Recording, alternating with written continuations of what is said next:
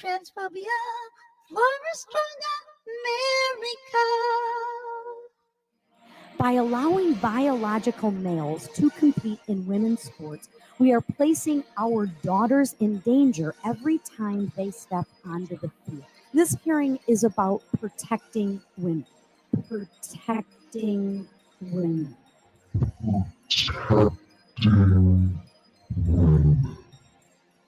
And America really hates cheaters. That is why beating women in women's sports is so obnoxious to the American public. It normalizes and encourages the terrible reality and tragedy of children mutilating themselves.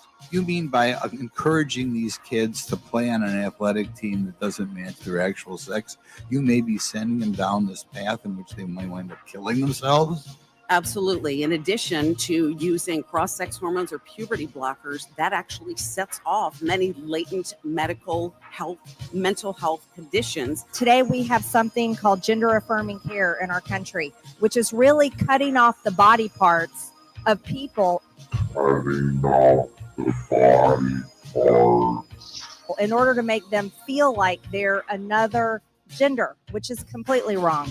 It's not just a matter of people who pretend to be girls or women who are biological males moving into girls and women's sports to take a place, but isn't there an issue of the difference in strength and the issue of safety?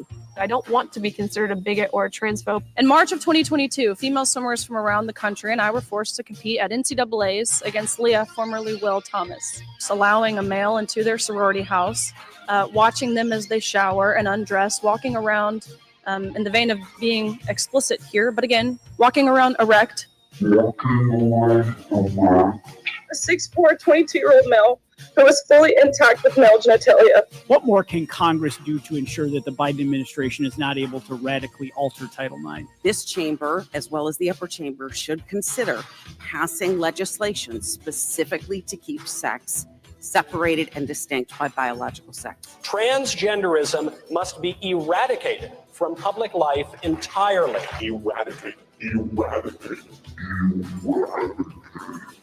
That's why I've drafted a bill, Save Women's Sports Act. This attempt to erase transgender rights is brought to you by the Heritage Foundation. If you hate trans, we'll put money in your hands. And we'll take their money and make it the law of the land. We're the Republicans. We think you hate transgender people as much as we do.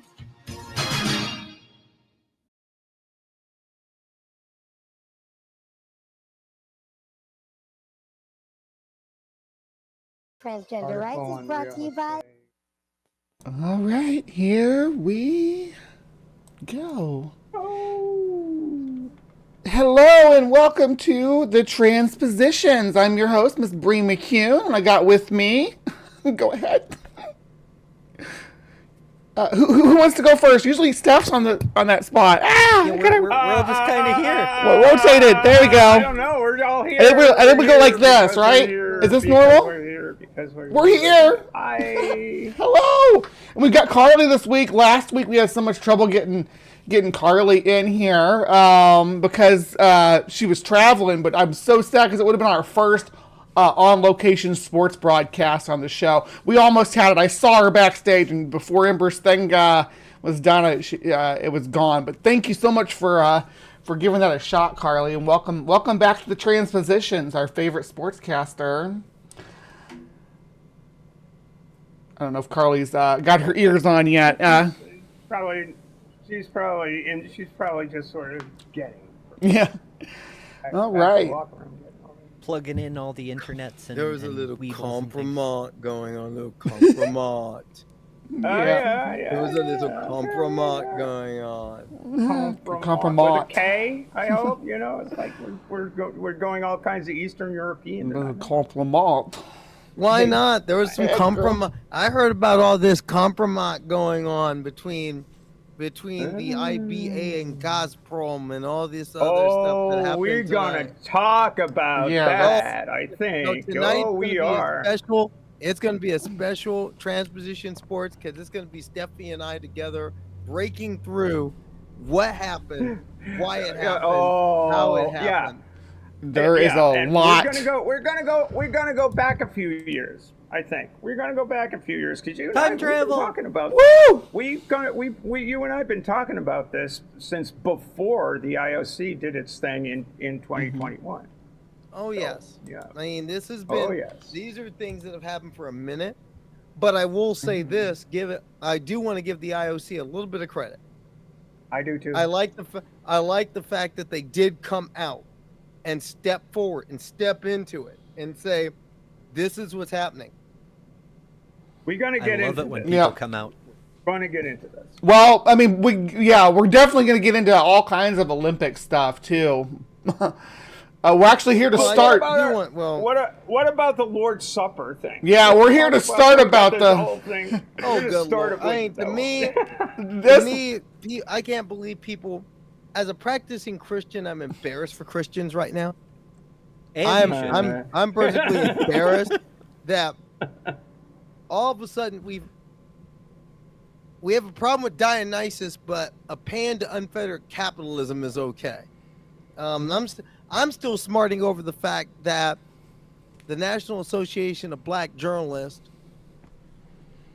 moved a lot of people out of the way, including a program that a good friend of mine was putting together to platform a person who basically is ran on white supremacy, and that's Donald John Trump. Can I say that they platformed at the same time get an offer from Kamala Harris and her campaign to move heaven and earth to do a program with them, and they turned it down.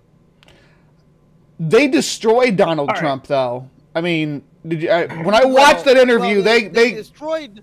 Well, no. Don't get me wrong. The black being a person who's been to a few NABJ conventions, the black press ate him up like catfish. We know this. Yeah, it was amazing to watch. He left 20 minutes early of an hour. Except for Omarosa Faulkner. Omarosa. You knew Harris Faulkner wasn't going to play in that. I just have a little something that here we go. There you have it. That is the better conference in Fort Wayne, Indiana, 2022. And you may recognize some of these glorious atheists. There's Karleigh on the far left there talking to Looks like Ben at the time, and just a wide range of folks, and it's not like the very first time that particular tableau, like that compromise. And not only that, but the tableau that they were presenting wasn't the Last Supper. Decidedly not. I don't remember Dionysus being at the Last Supper. I mean, again, like I've said before, his drunk ass might have wandered in. He might have wandered in. That's the type of stuff he would do. But I do see that we have Leonardo da Vinci, who is a contemporary with all these Bacchus feast fresco painters at the time, contemporary with them, like Titania and stuff like that, that are doing. And Da Vinci himself even did a portrait of Bach, right? So he was aware of this portrait of the feast that was popular at the time, and the Last Supper is really just, if you look at it, it's just a Christian version of the feast, right? It's just, you got the same people in the same types of poses on one side of the table. But to people in the U.S., because we're all uncultured swine over here, apparently, the only feast that we can think of is the Last Supper, because it's dominated the cultural zeitgeist, regardless of how many other depictions there are. There is a couple of distinctions. Like, the Last Supper, it's a supper. Whereas the bacchanals are feasts. To be, it's with Jesus, it was just a light meal, like breaking bread and having wine. Whereas with Bacchus, it's a feast. Yeah, that's important symbolism for various religious reasons. It was a Seder. The Last Supper was a Seder. It was like, why is tonight different from all other nights? Anyway, But so they this did have is wine. where everybody wound up, in a total broach with the whole thing. And it's just, it's better when the thing's right side up. I'll tell you that. Yeah. I just it astounds me. And then there was the guy who had, I guess, the rip in his pantyhose or whatever, or in his leotard when he was dancing. And somebody claimed that he had his like testicles out on a little girl's face or something like that. It was really weird. Yeah. Oh yeah, I've had people in my feeds coming at me about that. Like, how can you approve of this? This person had their testicles out in the opening ceremony. And it's like, no, that was have you ever seen testicles? That was a rip in their pantyhose. Let me see if I can find a picture of it. Well, we're not monetized yet. This might kill us all. Right?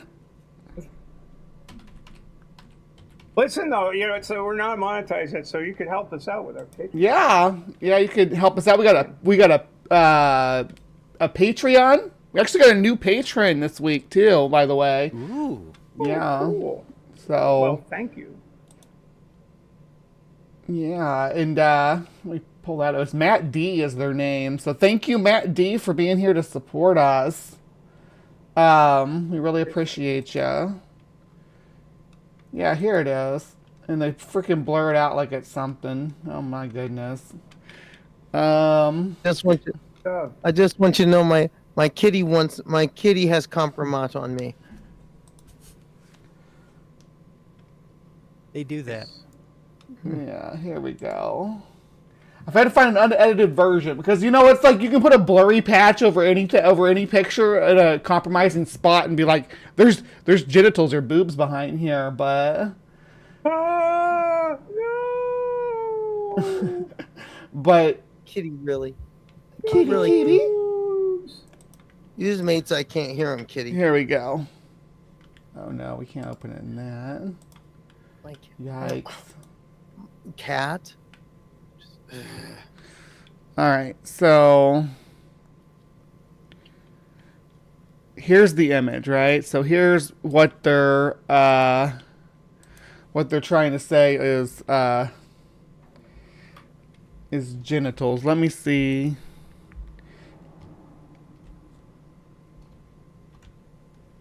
Let me see if we can get a closer look. It's just a tear in the leotard right there, right? It's not like he's wearing. That looks a little suspect. Nah, it's hashtag just saying. With resolution like that, I wouldn't trust anything. My. Let me see here. Let me see if I can find a better image of it. There's lots of angles on it where you can clearly see that it's not. It's not that. It's thigh. It was that one. It was that one angle that we're looking at right here. People are like, "Oh my gosh, that's testicles out," and it's like, no. If you what? Look at it at a different angle, it's gonna be. These people are weird. They're like so desperate to see genitalia everywhere. They should go see a psychiatrist. Oh, we got or a psychiatrist's genitals. Whichever. We got a kitty cam. Kitty.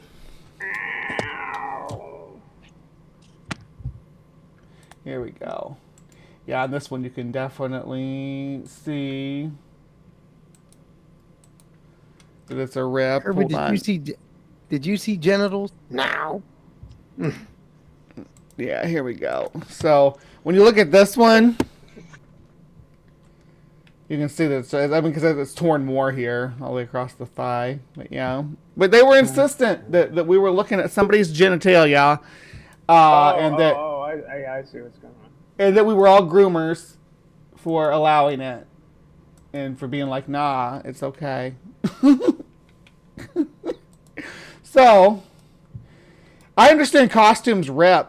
I remember when Katy Perry's eyelash glue got stuck, and she went like that just to loosen it and get her eye loose, and people decided that she was a cyborg of some kind, or like a Yeah, people will come up with all kinds of crazy, strange conspiracies about celebrities and athletes and stuff. And I'm going to talk about that in my segment here coming up. So stick around for that because we're going to talk about what exactly is transvestigation today.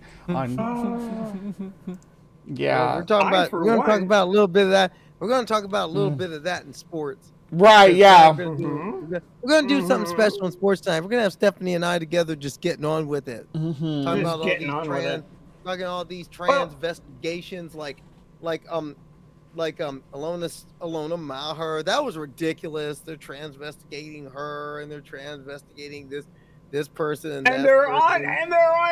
You see that they're going after Katie Ledecky again. She's a woman just set an Olympic record in the 1500 meters. Oh no, Katie. Yeah, Katie. They've been going after Katie for some time. But what gets me is I was in a group chat again. I was in a group chat about Katie Ledecky, about watching the swimming, and there was somebody during the race who said, and to think Leah Thomas wanted to take this away from her. And I responded like Leah Thomas would be within 30, 35 or 40 seconds of Katie Ledecky like everybody else. Right. What was the point of saying that besides transphobia? And then next thing you know, everybody in this chat is jumping on me. It's like, wait a minute. This person brought up Leah Thomas. I'm here to watch and talk about how great Katie Ledecky is. Katie Ledecky is one of the best athletes of our age. She's doing Babe Didrikson Saharius type stuff in her sport. We should save it a bit. Yeah. No, but the point is she gets no love. She gets no love except for every 4 years when she ought to be endorsing a little bit of everything. Katie Ledecky should be one of the most well-known people in this country. I mean, I see it like this. Johnny Weissmuller got to be Tarzan just by swimming in her meet. I think Katie Ledecky can come higher, can get even more than that for how dominant she's been. Yeah. And that's the thing too, though, and they always pull her out as their transphobia card. Like, this is who the transphobes are. Either they're going to tell you that that she is a trans woman, or show you a picture of her and say she's Leah Thomas, because she looks tall next to some of the other swimmers, right? Because I think she's the tallest one in her division, isn't she? Like the tallest swimmer in her division. I think she might be, but she's quite a bit taller than your average gal, right? So they'll point that out. They'll call her Leah Thomas, or they will rarely, but sometimes highlight her and say this is the person that Leah Thomas is trying to steal from, like Karleigh just said. But she doesn't get nearly as much fame for her actual accomplishments, which, yeah, I mean, she blew it away, right? She blew everybody out of the water at that race. But, it was so amazing to watch. I watched the entire that whole thing. I was picking up a pizza at a pizza joint / sports bar, you know, and almost every monitor in the place was on that match. It was just, holy shit, this woman is dominating this pool. Unbelievable. Yeah, and it was great, and everybody in the place is going, yeah, yay, go, you go, girl. It was great. There were a couple of yahoos that were making some somewhat off-color remarks about her physical appearance, but yeah. What could they possibly say about her physical appearance? Oh. Well, what can they possibly say? Sometimes to assist man, the only value a woman has is how much she wants to bang her. Let's say it. How much you want to screw this person? Right. Let's just get real about what that's the bottom line, we're girl. Here. That's the bottom line. We're adults here. We can keep it the whole dollar. Let's Yeah, keep this it's the not- dollar. Let's keep this. Let's just This keep this it there. this YouTube broadcast is not made for children. No, we're not. This is for kids. This content has been labeled pornography in the state of Oklahoma. And honey girl, if that shirt's actually made, I'll buy one. If they're actually making a "Stop Looking at My Junk" Riley Gaines T-shirt, yes. I've thought about having it. I would buy that shirt. I sense a merch opportunity. Eyes up here, Riley. I'd buy that shirt in a heartbeat, and I'd wear it in a heartbeat because it's true. Bunch of perverts. Her, that Sharon Davies, BBC. Why is Sharon Davies on your Olympic coverage? But then again, what do I expect? You put Martina Transfoba-Talova on your Wimbledon coverage, so. And that's wild considering that on the table tennis we have what's the person's name? We got a trans man doing table tennis commentary for Globo in Brazil.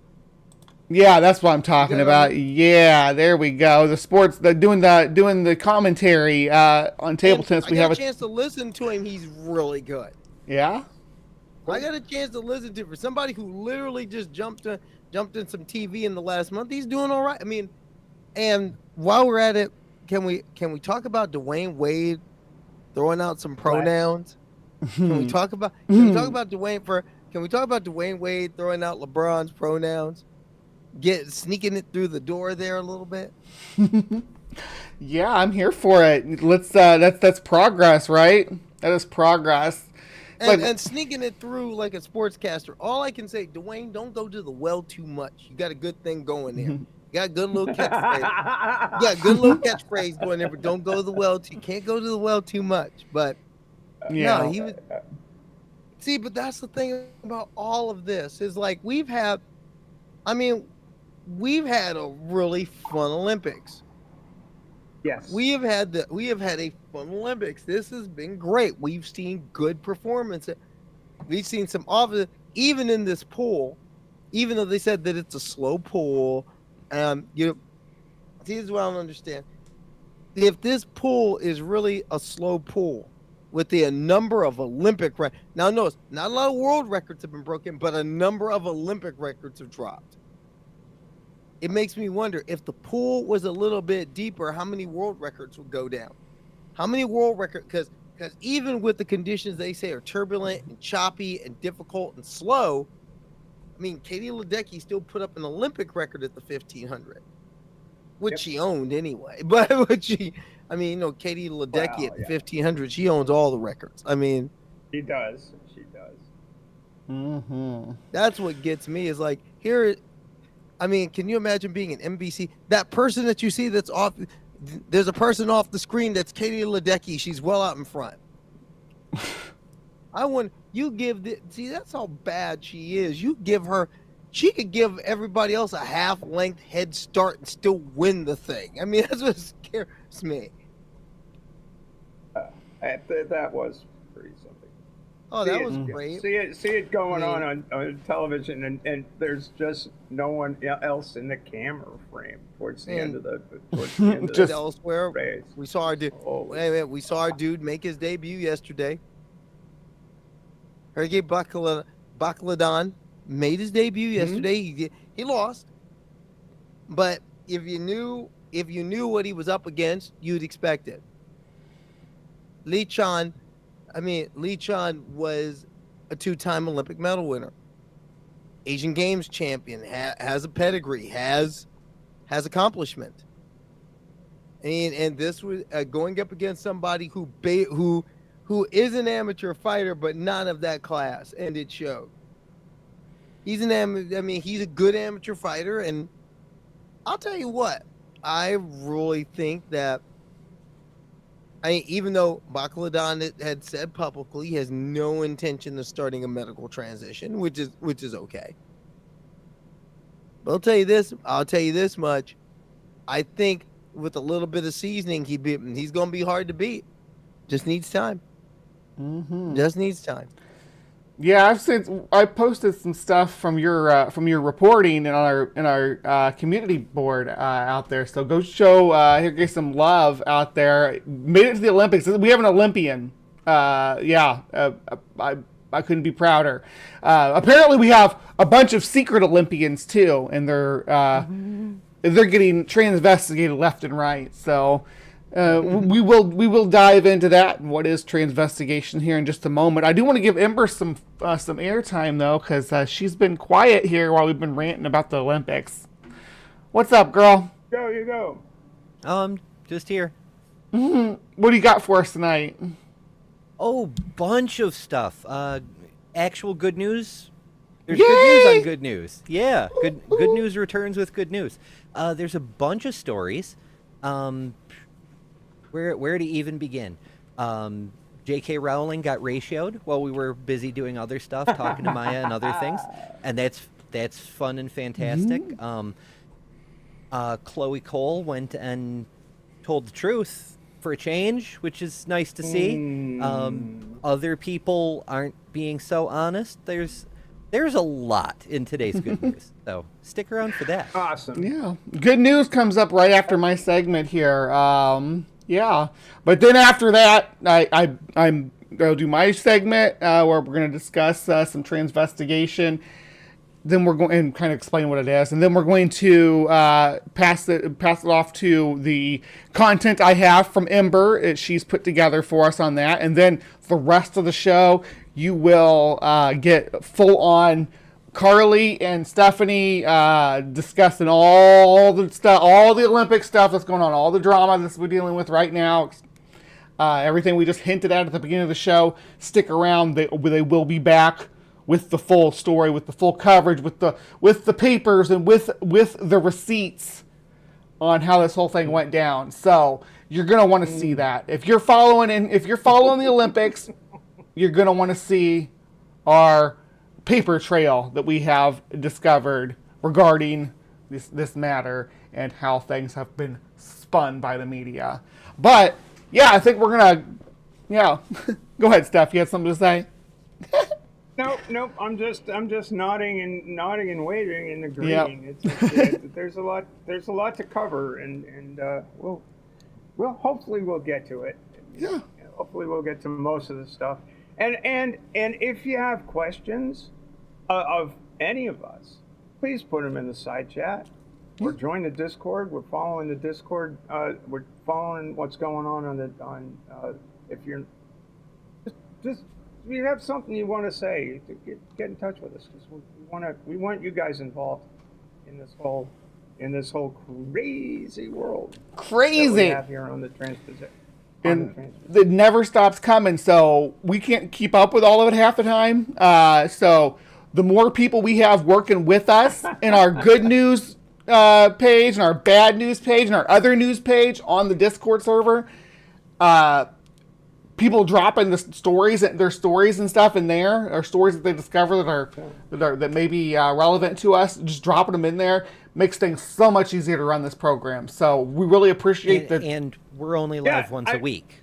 Once a week. Get the rest of the news throughout the rest of the week. Mm-hmm. Yeah, One Ring dropped a story that if we don't get to it tonight, it's a piece of good news, and maybe Ember, you want to cover this one. Is trans teens in Maine fought back against their school board and won, and it's a small town. An RSU, a regional school unit, is what they're called in Maine. Maine's a very rural state. Mm-hmm. And these kids stood up to a proposed ban on trans kids participating in their local school sports, which goes against the Maine Principals Association policy and against the Maine Human Rights Act. And that was a story that came to my attention, even though I live in the state of Maine, via one of our folks on Discord. And I really want to get to that, because part of this is part of that comes out of the fact that Nicole Maines, who played Dreamer on the Supergirl series on the CW, was the Jane Doe who made it all possible Good 20 on you, years ago. Nicole. But Yeah. I didn't know Maine had a Human Rights Act. I thought Paul LePage kind of got rid of it. Nope. No. The Maine Human Rights Act includes protection. You mean to tell me I could? You mean to tell me I could? Well, wait a minute. I played a football game up at Maine, so I guess I can go up there. After all, I'm not Smoothie Swifty or D Money. Remember that? You're safe. No, I know. Yes, I do. Yes, I remember that. I've always wanted to ask Paul. I've always wanted to ask former Governor LePage. Paul, am I Smoothie Swifty or D? Oh, it is LePage. I got corrected once. I got corrected once by a friend in Presque Isle that it was Lepage. Lepage. Well, that would be a proper French pronunciation, but he's actually known as Paul LePage. Paul LePage. So I just want to make Paula. sure. I always want to his first name. His last name is Page. His first name is Paula. Paul, look, Paul, I just want to know, former Governor LePage, am I Smoothie Swifty or D Money? I've always wanted to know that. Smoothie Swifty or D Money? Yeah, this is deep Maine politics from about 6 years ago. All right, well, we covered all here. Yes, we do some deep dives, that's for sure. We do got deep dives coming, so stay tuned for more Olympics coverage and some good news coming up. I'm going to go ahead and bounce this. Oh, I got all blurry. What are you doing, Bree? I'm gonna go ahead and we broke it. Bounce these girls back to the sidelines for the moment, and I'll be back with you in just a moment. So just don't go anywhere. See you guys.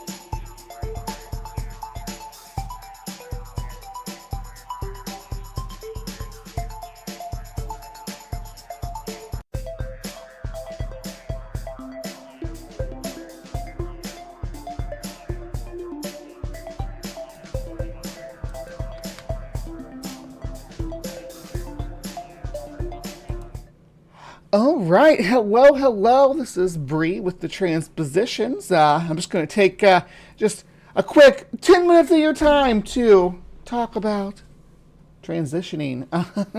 Or not transitioning, oh my goodness. Talk about transvestigating, not transitioning. Though I will talk about transitioning at some point, I'm sure.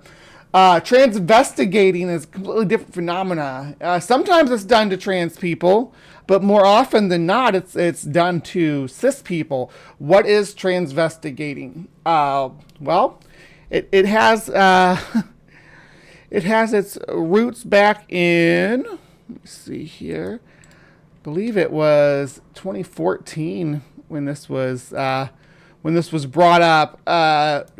Miss Joan Rivers making a joke about First Lady Michelle Obama.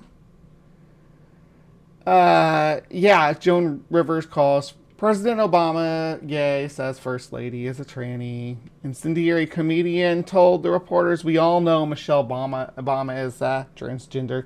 This was what started it all, and then now they call her all sorts of things. But Joan Rivers died shortly after this, and that really set things into a tailspin, because then everybody decided that, the Obamas had her taken out because she was on to something. Yes. The reporter then asked her whether the U.S. will ever see a gay president, to which the 81-year-old Rivers responded, "We already have it with Obama, so let's just calm down." Rivers started to walk away before adding, Michelle is a T-slur. And when the reporter asked her to confirm what she said, Rivers said a transgender, we all know it. The comedian earned a rebuke from the Anti-Defamation League in 2012 after likening Costco to Nazi Germany when the store refused to sell her book. So yeah, she's a real winner, Joan Rivers. But that's where the transvestigation of Michelle Obama begins. But it's become a full phenomena, right? It's become a full subculture, and there's entire channels dedicated to it. This is Wretched Recesses, small channel, and with all kinds of gross contents. Please go flag this channel after I'm done here. Let's get this thing yanked off of YouTube.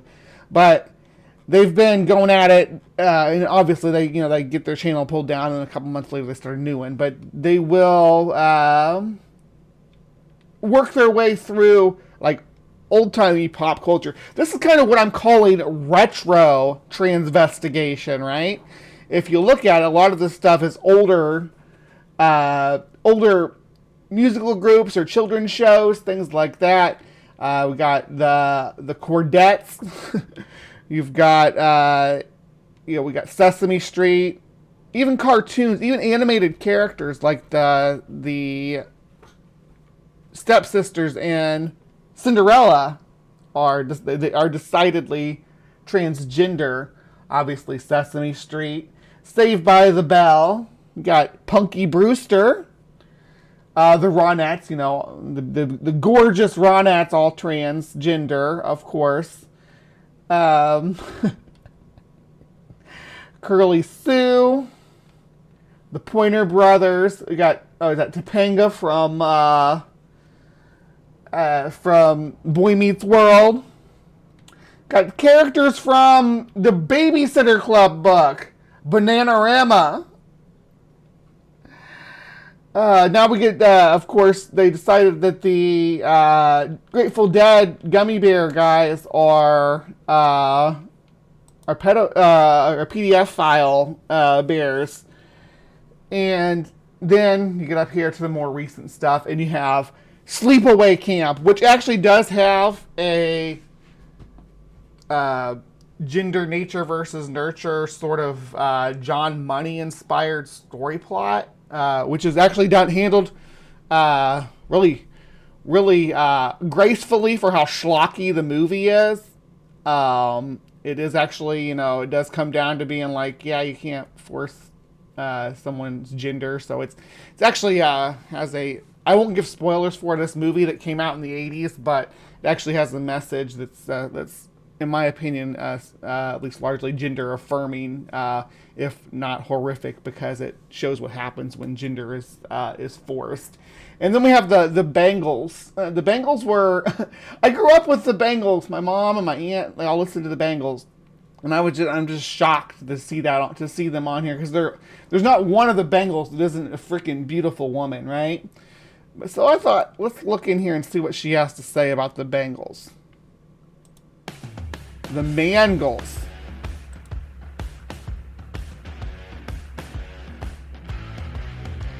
Gorgeous ladies. Thick necks. Oh, male face and stare.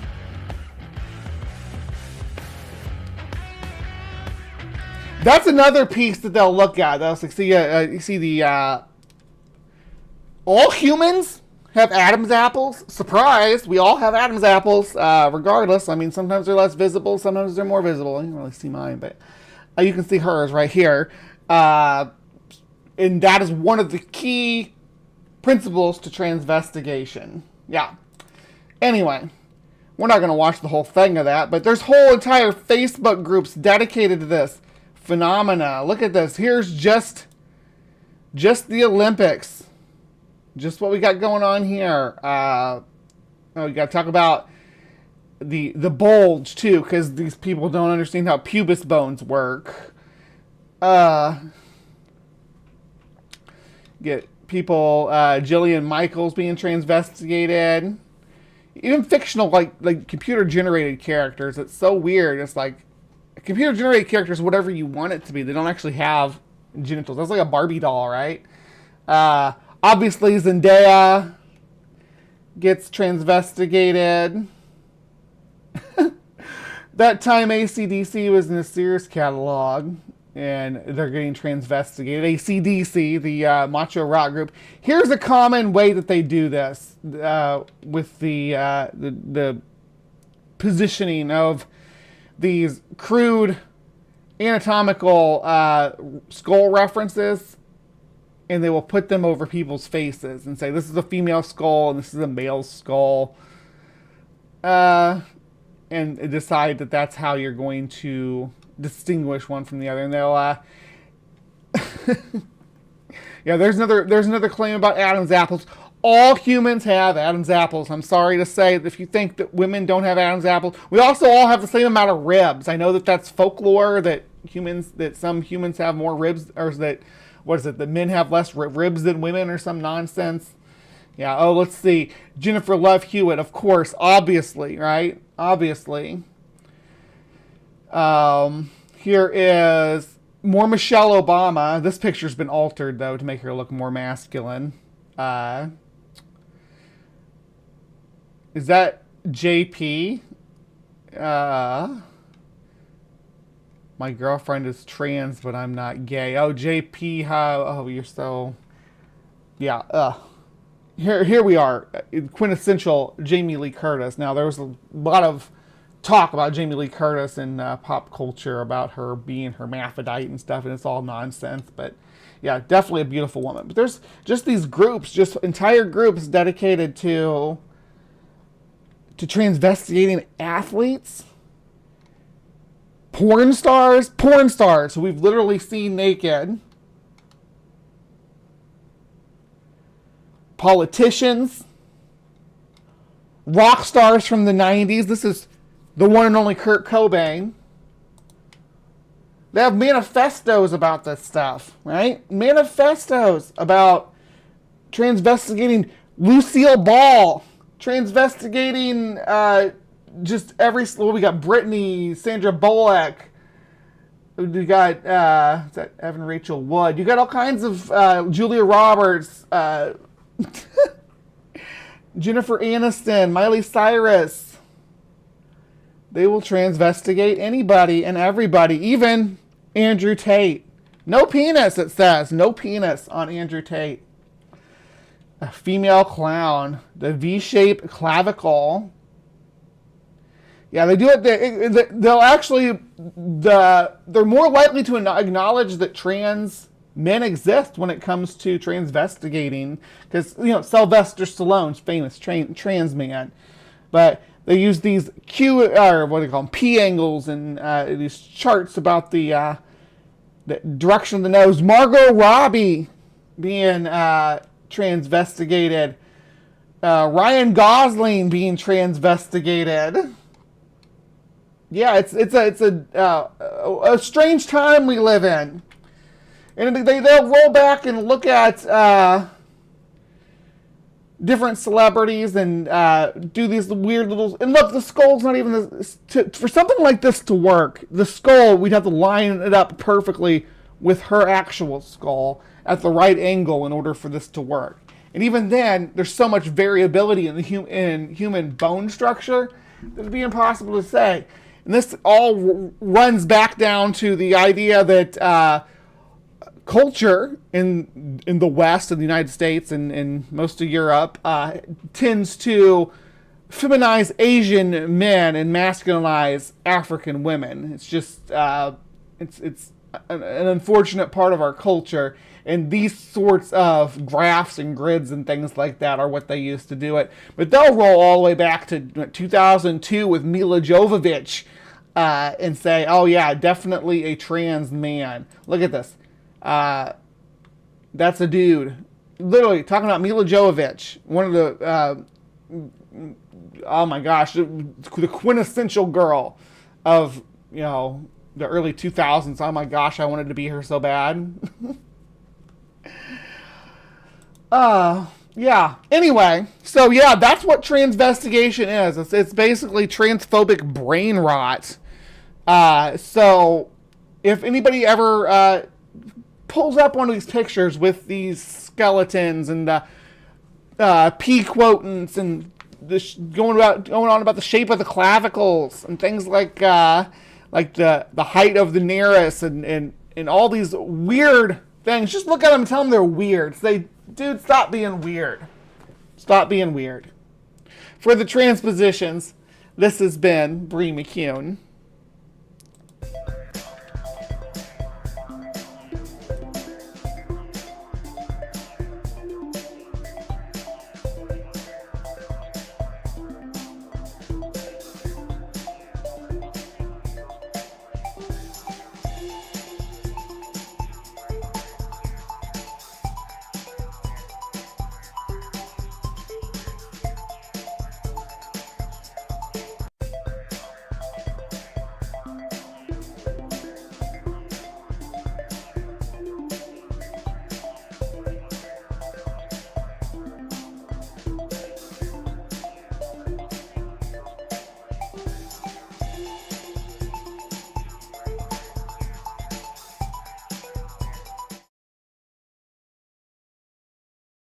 Good news, everyone! Tonight, JK gets ratioed, lots of laws, Chloe Cole comes clean, and more.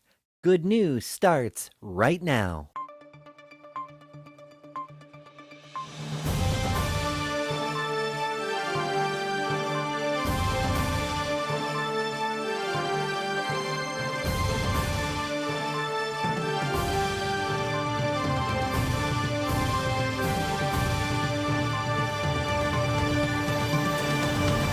First up, the people stand against J.K. Rowling.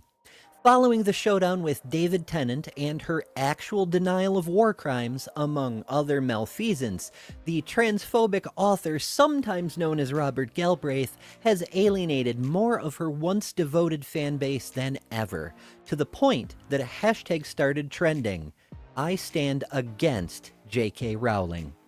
Naturally, her remaining political allies attempted to reverse the tide of public opinion by trying to force the reverse tag, I stand with J.K. Rowling, a mirror of the embattled writer's own I stand with Maya tag that made it clear she was no longer interested in facts, honesty, or good faith discussion. Needless to say, it did not go well. The near-universal shun continued to grow by thousands until virtually everyone still left on Twitter had taken part. While it must be said, in the court of public opinion, Rowling still garnered more votes than her bestie, anti-feminist, and friend of actual Nazis Kelly J did in the real UK election, she clearly no longer commands enough loyalty to even achieve a 50-50 split. She got destroyed by an order of magnitude and then some, and we love to see it. Next, as reported on previously in the TransPositions, today, August 1st, is the day the updated versions of Title IX and the Affordable Care Act come into effect. To recap, Title IX is the law requiring schools and other institutions benefiting from federal funds to guarantee certain civil rights protections. No discrimination based on race, religion, nationality, and sex.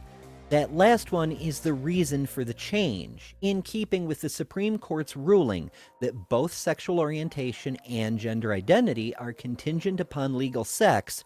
Both categories are now included in the Title IX protections against discrimination.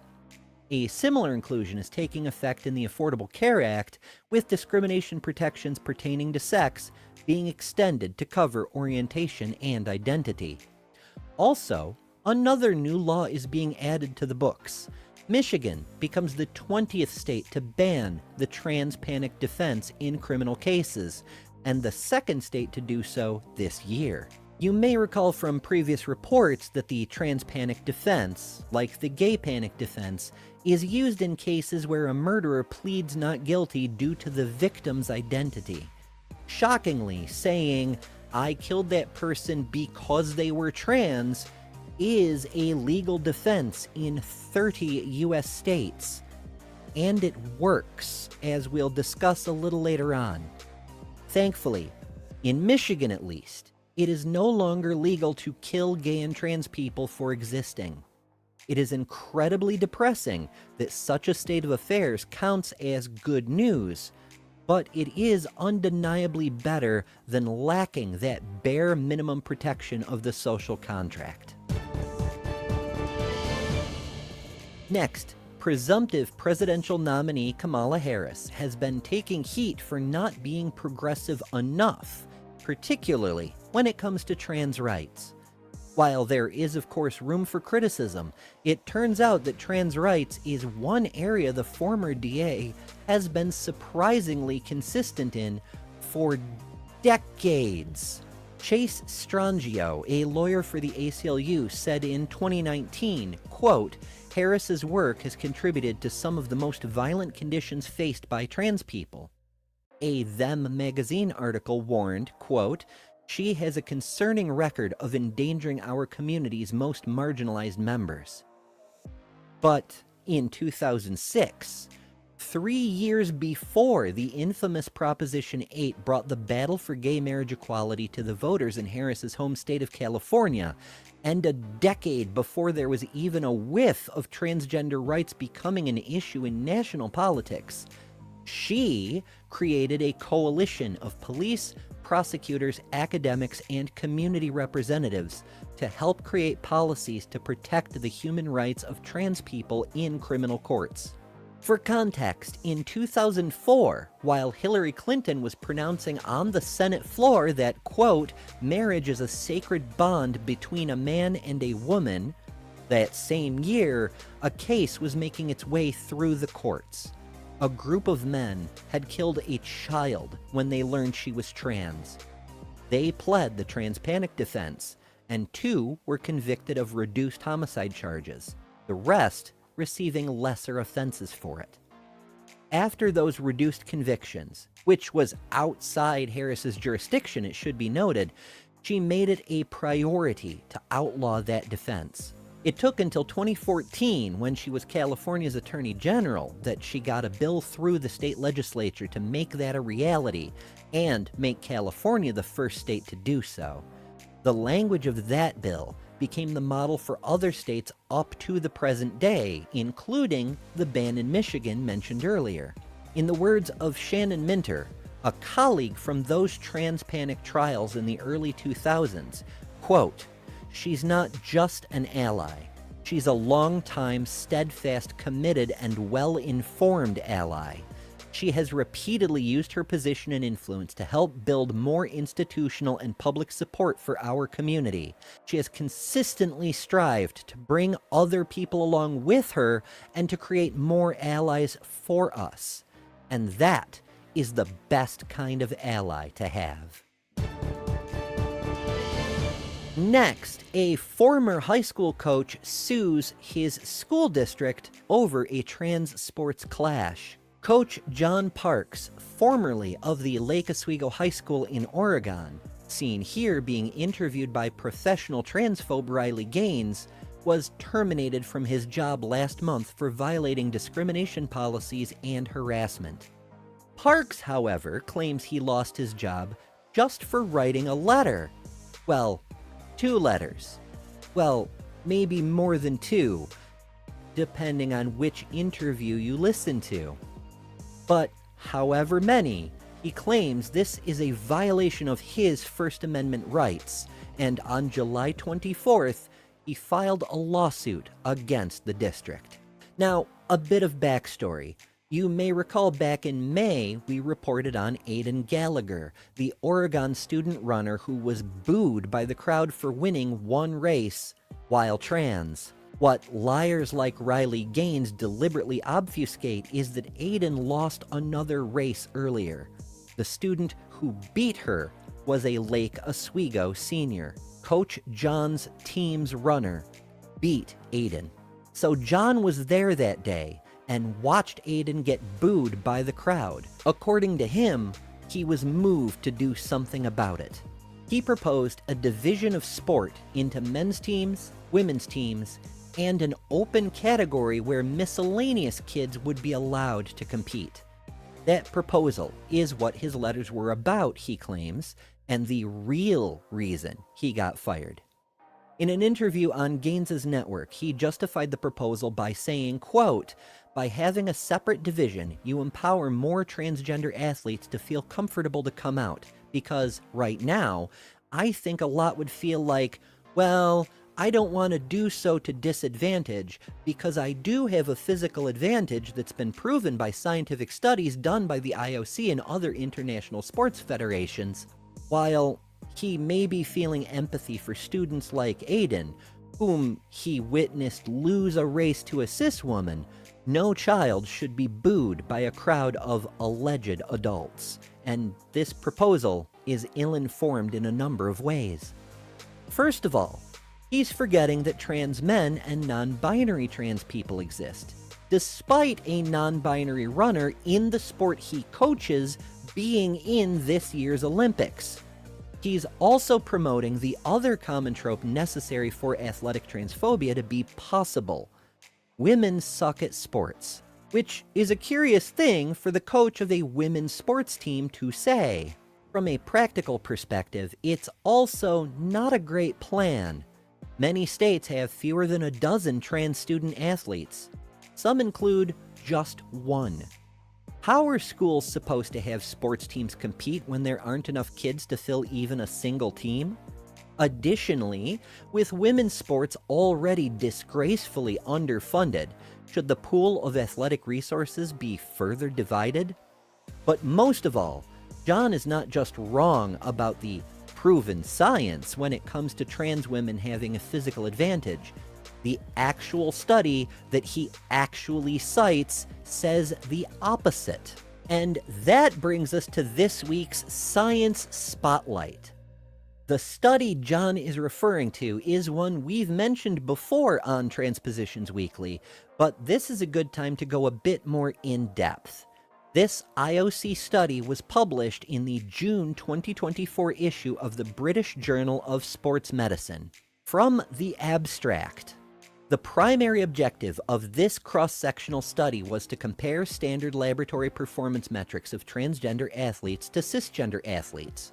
A group comprising of cisgender men, transgender women, and cisgender women underwent a series of standard laboratory performance tests, including body composition, lung function, cardiopulmonary exercise testing, strength and lower body power, hemoglobin concentration in capillary blood, and testosterone and estradiol in serum were also measured.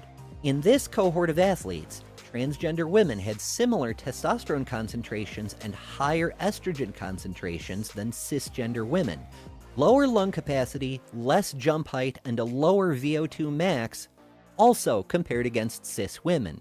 Trans men had similar testosterone concentrations with cis men, lower absolute hand grip strength, and lower absolute VO2 max than cis men. While longitudinal transitioning studies of transgender athletes are urgently needed, these results should be a caution against precautionary bans and sports eligibility exclusions, particularly ones that are not based on sport-specific research. So, while Coach John may have his heart in the right place, he's woefully misinformed. It's a common problem. Like all trans issues, the folks opposing our human rights generally have no idea what they're talking about, or they've been lied to. That's why we're here, to clear up the confusion. And to Coach John, a word of advice: if you really do care about the best interests of trans students, maybe avoid appearing on programs devoted exclusively to maximizing harm to trans people. Now, an actual story of a person's rights being violated. Liberty University, known for being the evangelical indoctrination headquarters of Jerry Falwell, where disgraced impeached felon former President Predator Donald Jailbird Trump once offered a commencement address, has terminated a transgender employee explicitly for being transgender from WFXR. On July 29th, a civil lawsuit was filed against Liberty University by the ACLU and attorney Butler Kerwood for discriminating against a transgender employee in violation of Title VII. Eleanor Zinsky worked for Liberty University from February to July 2023 as an information services apprentice at the IT help desk. According to court documents, she was successful in her role and was receiving positive feedback from her supervisors. Performance assessments stated she was doing, quote, well and meeting or exceeding all of her metrics, and was, quote, on the path to success.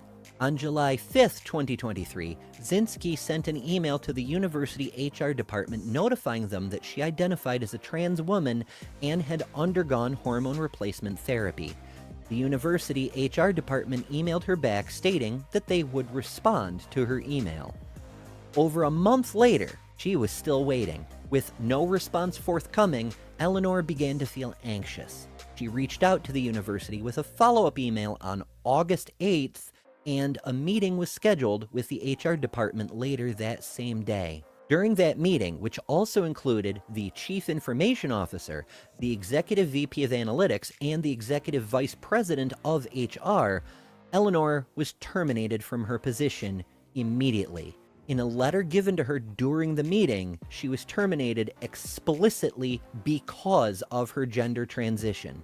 The lawsuit states Zinsky was intentionally discriminated against based on sex, violating Title VII with the termination of her employment, and that she suffered and continues to suffer mental anguish, pain, suffering, loss of income, litigation expenses, medical expenses, consequential damages, and other injuries as a direct result of this illegal act of specifically prohibited discrimination. Zinsky is seeking a trial by jury and compensation in the amount of $300,000 plus back pay, damages, reinstatement, and attorney's fees, as well as, of course, court costs.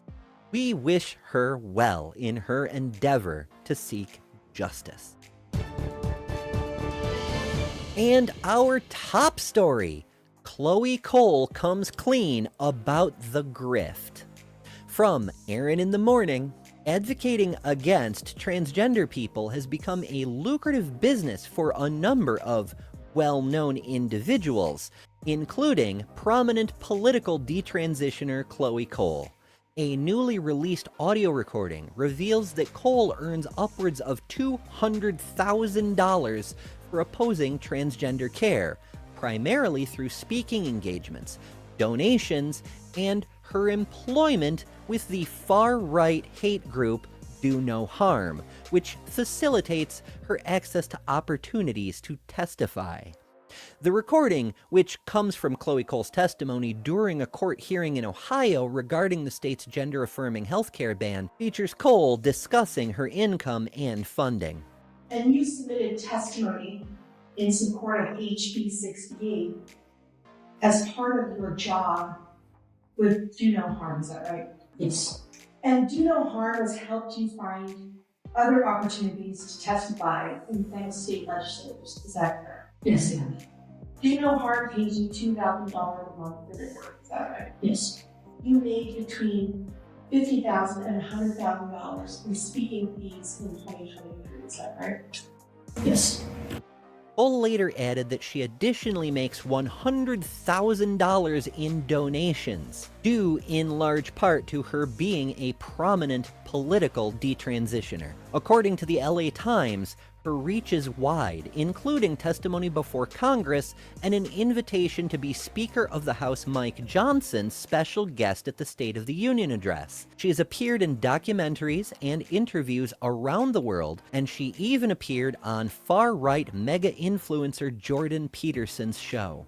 Though Cole has been a primary source for how the media understands transition and detransition, potentially due to the significant funding and influence from wealthy benefactors and influential conservative figures, her story is an outlier.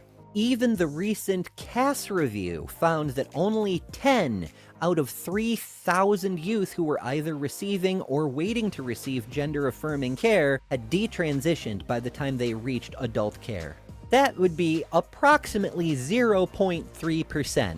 Even among detransitioners, Cole's story is uncommon. According to a 2015 survey, most detransitioners did not choose to do so because they were not actually trans.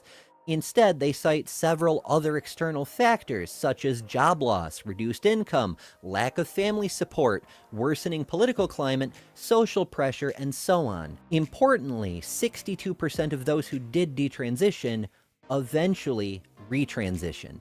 One detransitioner, who was among 19 who testified that their detransition should not be used to ban gender-affirming care, reacted to the news of Cole's income by stating, quote, "I'm one of the 19 detrans people who testified against the GAC for minors ban in Ohio last year, but I couldn't be there in person because I didn't have the money for transportation and a hotel stay. I couldn't afford to take the time off work. Not once was I ever asked for an interview or to do paid or an unpaid speaking gig. My story isn't even in the mainstream public news." Despite this, Cole's story remains one of the most commonly cited narratives in discussions about transition, detransition, and gender-affirming care, a narrative that has been well-funded and curated for use by Republicans to justify more anti-transgender laws. But the good news is that while this is a grift, and it is a very effective grift given the huge preponderance of anti-trans laws passed in the last few years, the good news is the fact it is a grift with a tremendous amount of money behind it is now a matter of legal record. If you enjoy content like this, make sure to subscribe. Support our work by becoming a patron at patreon.com/TheTransPositions and reap heaps of benefits.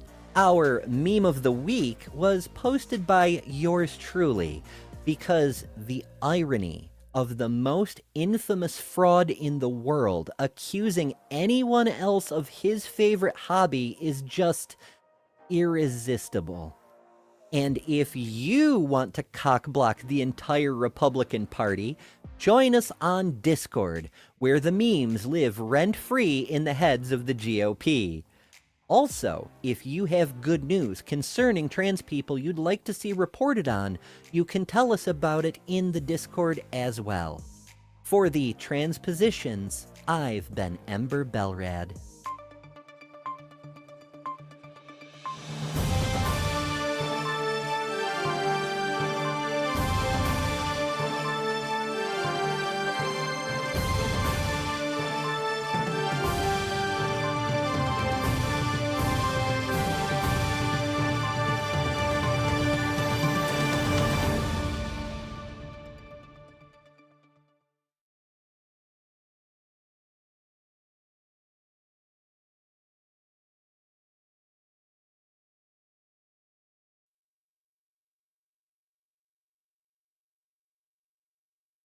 Oh, hey.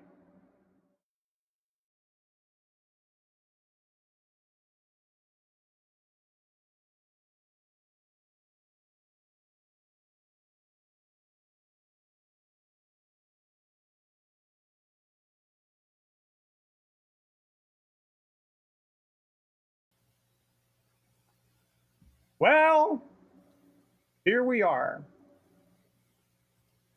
What a day it's been, Karleigh. I am rarely on Twitter. I check in every now and again, see what the buzz is.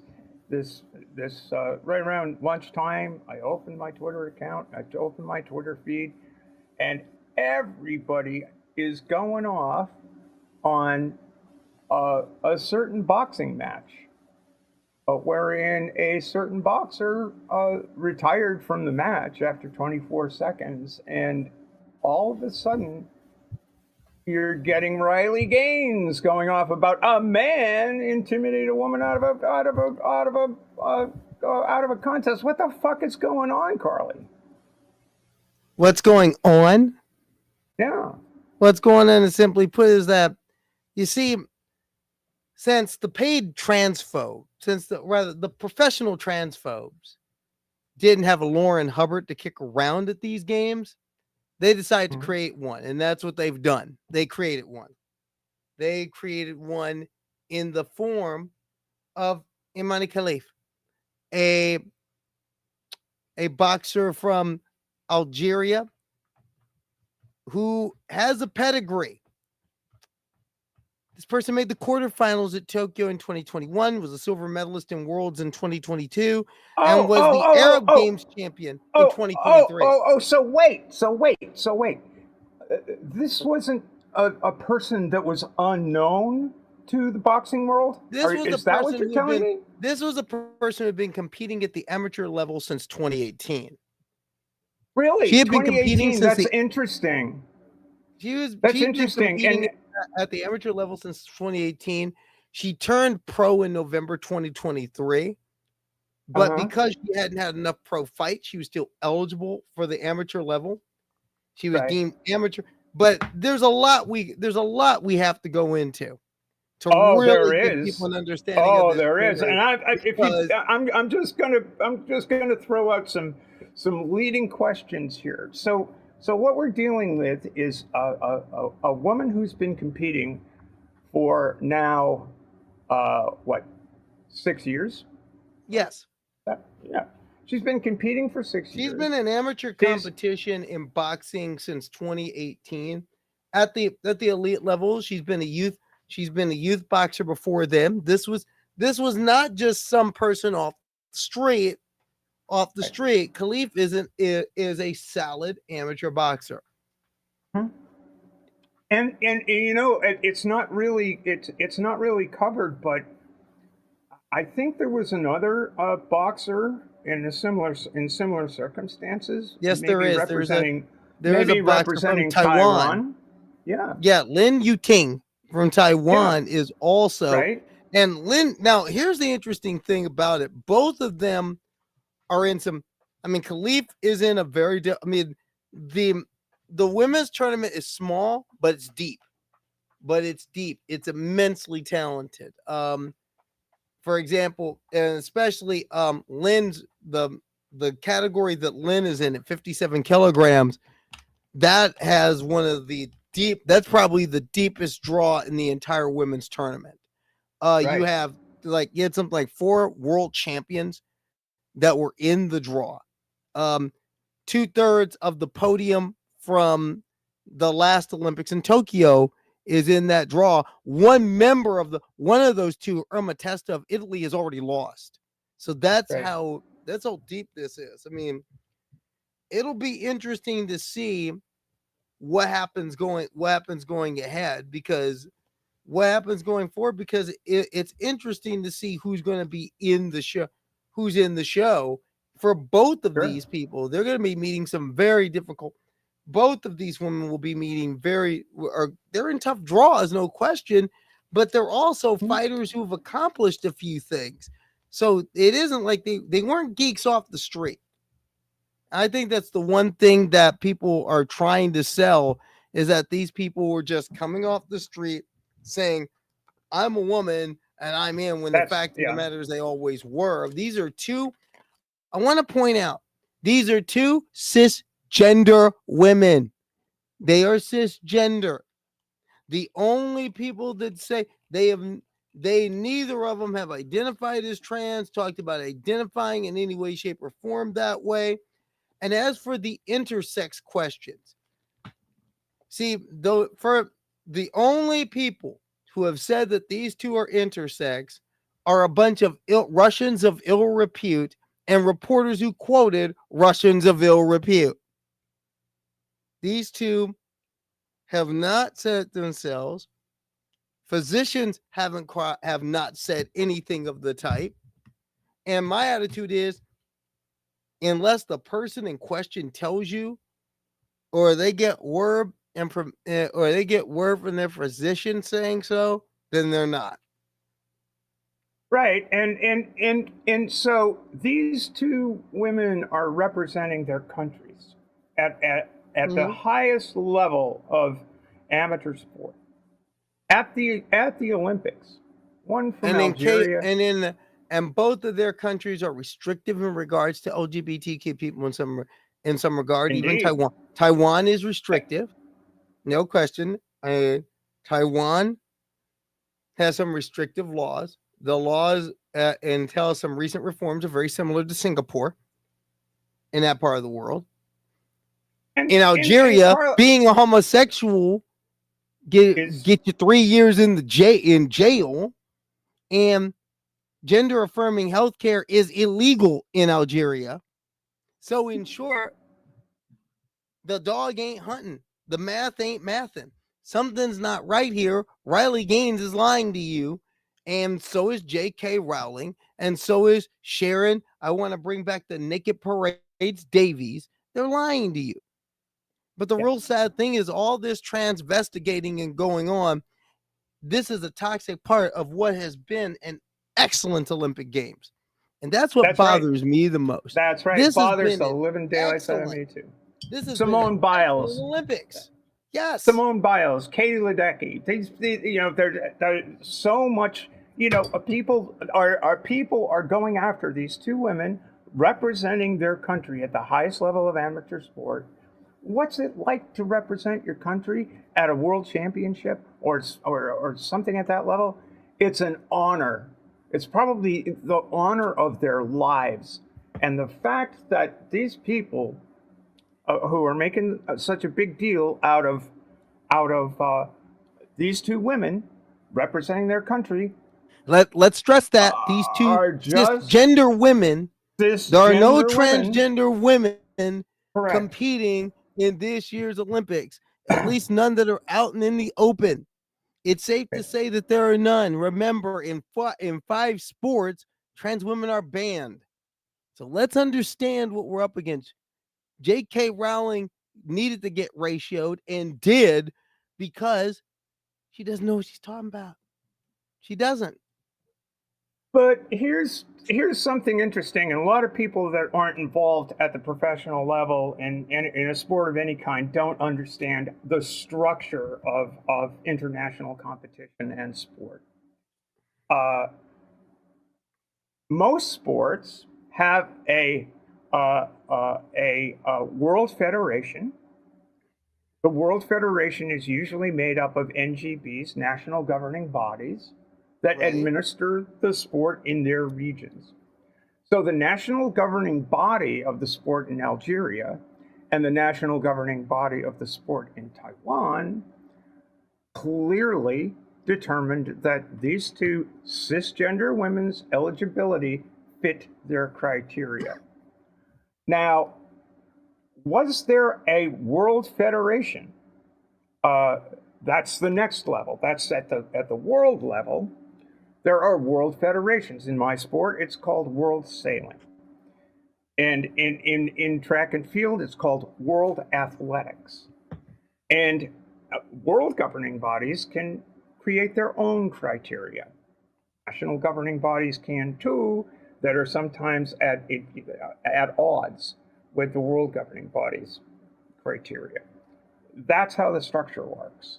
And the structure is, of course, it's a formal kind of thing where people have meetings and they figure out what the rules of the sport are, what eligibility criteria there are for competing in the sport, for being, say, in sailing, a race official or an umpire or a judge, or in boxing, a referee, that sort of thing. All of these the minutiae of the rules of how is the game to be played goes on. So what happened in 2019 with what was then the World Federation of Boxing, International Boxing Association? They've been in the press today too, haven't they? Yes, they have, because that is the part and parcel of this. That's the major part of it, is what has happened with and as you're probably watching watching also some of the other bouts that this person's had previously that Khalif has had. Again, reminder: Khalif, quarterfinalist in Tokyo in 21, world runner-up in the weight class at Worlds in 22, disqualified at Worlds in 23 for no real reason, was deemed eligible to compete in her regional games. This is key. Disqualified by whom? By the International Boxing Association, which was the governing body. It was the world governing body. The IOC stripped them of that in 2023 due to charges of corruption, financial mismanagement, poor judging practices, poor governance, and there was an excellent column in the USA Today about this, where the entire paper trail, the IBA is ran mainly by Russians, and they signed a lucrative deal with Gazprom, the Russian national oil company, which is really ran by Russian oligarchs, Russian mafia, if you will. Right. So in a sense, the IBA has been under compromise for years. Since actually they were I'm gonna put this up. A joint Paris 2024 boxing unit. Notice boxing unit, because the International Olympic Committee are at the end of the day makes the rules for who gets to be in the Olympics.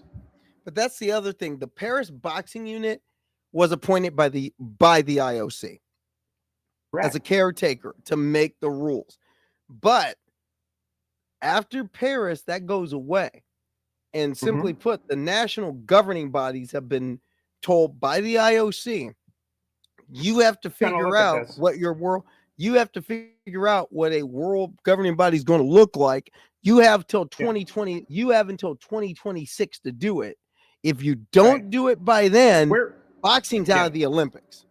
We're gonna take a look at this right now, folks. We're gonna look at the Joint Paris 2024 Boxing Unit IOC statement and find out exactly where the state of things stand right now. Lay it on us. And then I want to go through what the International Boxing Association is trying to hide. Because I did a lot of deep diving into this. I'm sure you did too. It. Well, dive into it. I want to see what you found. Let's just take a look at what the IOC said today. Actually, we should probably take a look at what we'll get there. What the IOC said today is this. I'm going to share this thing. You're not going to see me for a while because I'm not important here. Hopefully y'all can see this thing here. The IOC starts. This was published on the 1st of August, 2024. You got the Olympic, the 5 rings, and they start out with this. Every person has a right to practice sport without discrimination. It's Principle 4 of the International Olympic Committee Charter that sport is a human right. The IOC has to hew to that. That's an aside. All athletes participating in the boxing tournament of the Olympic Games Paris 2024 comply with the competitors' eligibility and entry regulations, as well as all applicable medical regulations set by the Paris 2024 Boxing Unit, PBU. And, you can find the rules if you Google this, if you find this stuff, and we'll put some links up. As with previous Olympic boxing competitions, the gender and age of athletes are based on their passport. These rules, which means the passport issued by whom? Their nations. Countries. Both of these athletes are recognized as female by their countries. And as Karleigh pointed out, these are not liberal countries when it comes to What? No, they're not LGBTQ liberal issues. countries, and that's one thing to point out. By the way, just a little thing about Khalif. Guess where Khalif's next opponent's from? Because it's easy to beat up on Algeria and Russia, for example. You're beating up on a majority Muslim country in the Middle East, and of course Russia, but we know about Russia. But her next opponent comes from Hungary. Well. Hungary is part of the NATO alliance. It is the most. Hungary It is is one of the also- most. It is one of the most anti-LGBT countries in the world. Yeah, I was about to say it's But also it is a ruled by part Viktor of the Orban, but Viktor Orban, who comes over here to be at the CPAC conference to bash trans and gay folk. Mm-hmm. But here's the thing: we don't, and I point that out for a reason. I point that out because it's easy to pick on Russia and China. It's easy to talk about their horrible record on LGBTQ rights. We talk about the Middle East, and most people say, well, we care about gays in the Middle East. No, you don't. You're just being you're pink washing to try and sell Islamophobia. Stop it. Or they pick on developing nations in Africa and South America. But no one wants to talk about the problems in our own backyard, such as Hungary or Italy. Remember, they have a head of state that takes your kids away if you're a lesbian, if you're gay or lesbian. Or Britain, which is banning gay, but I digress. Yeah, but let's just focus for a moment on what the IOC said today about this whole thing that's blown up in Twitter, it's blown up in the news media, blown up all over the place. These are the people that are running the fucking Olympics.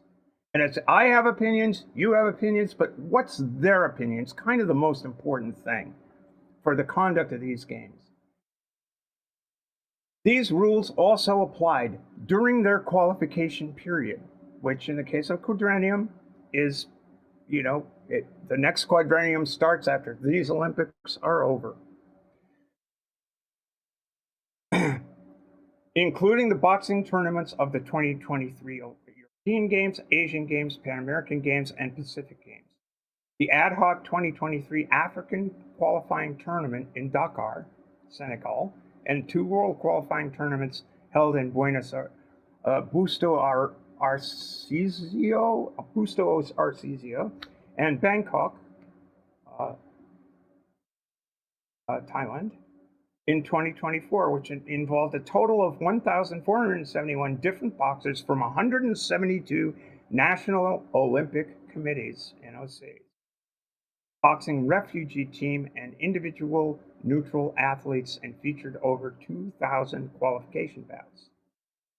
The PBU used the Tokyo 2020 boxing rules as a baseline to develop its regulations for Paris 2024. This was to minimize the impact on athletes' preparations. This is important. You're an athlete preparing to represent your nation. You're doing this as almost a full-time job. People don't understand this. This was to minimize the impact on athletes' preparations and guarantee consistency between Olympic Games. These Tokyo 2020 rules were based on the post-Rio 2016 rules, which were in place before the suspension of the Boxing International Federation. That would be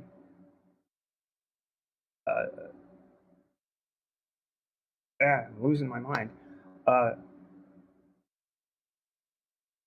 International Boxing Association, IBA, by the IOC in 2029, and the subsequent withdrawal of its recognition. So they were suspended, and the IOC withdrew the recognition of this organization in 2023.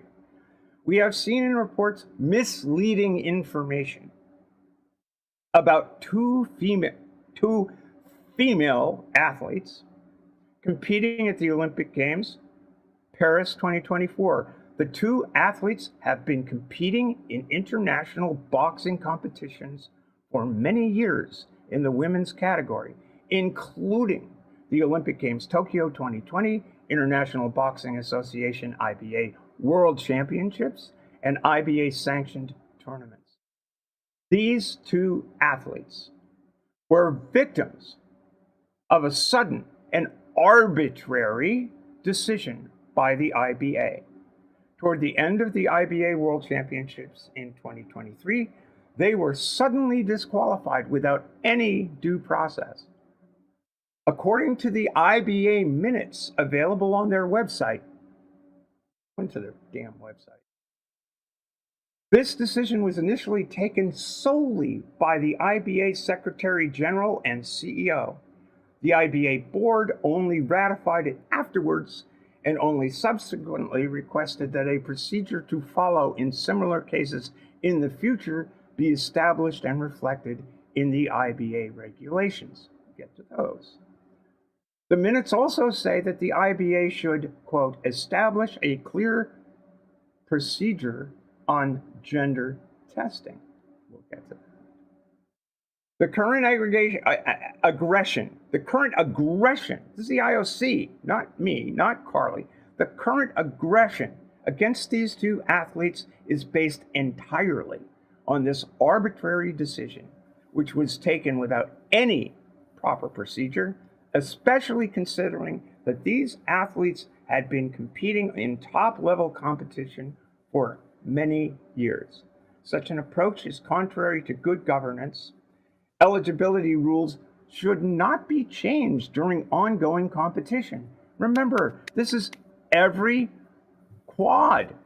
You start competing. Every quad is a new competition, all the way from the close of these games to the opening of the next ones in Los Angeles. And any rule change must follow appropriate processes and should be based on scientific evidence.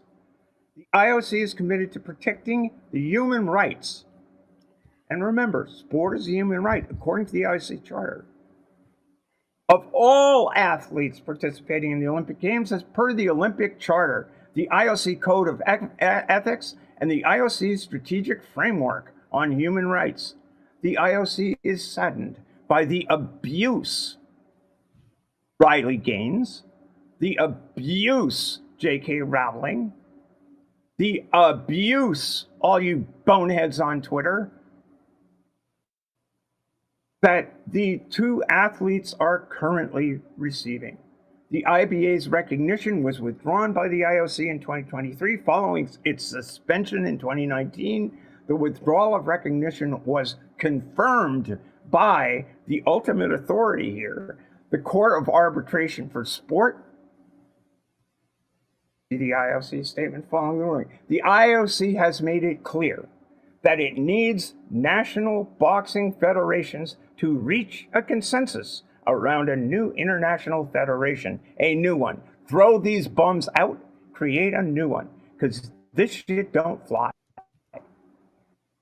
In order for boxing to be included,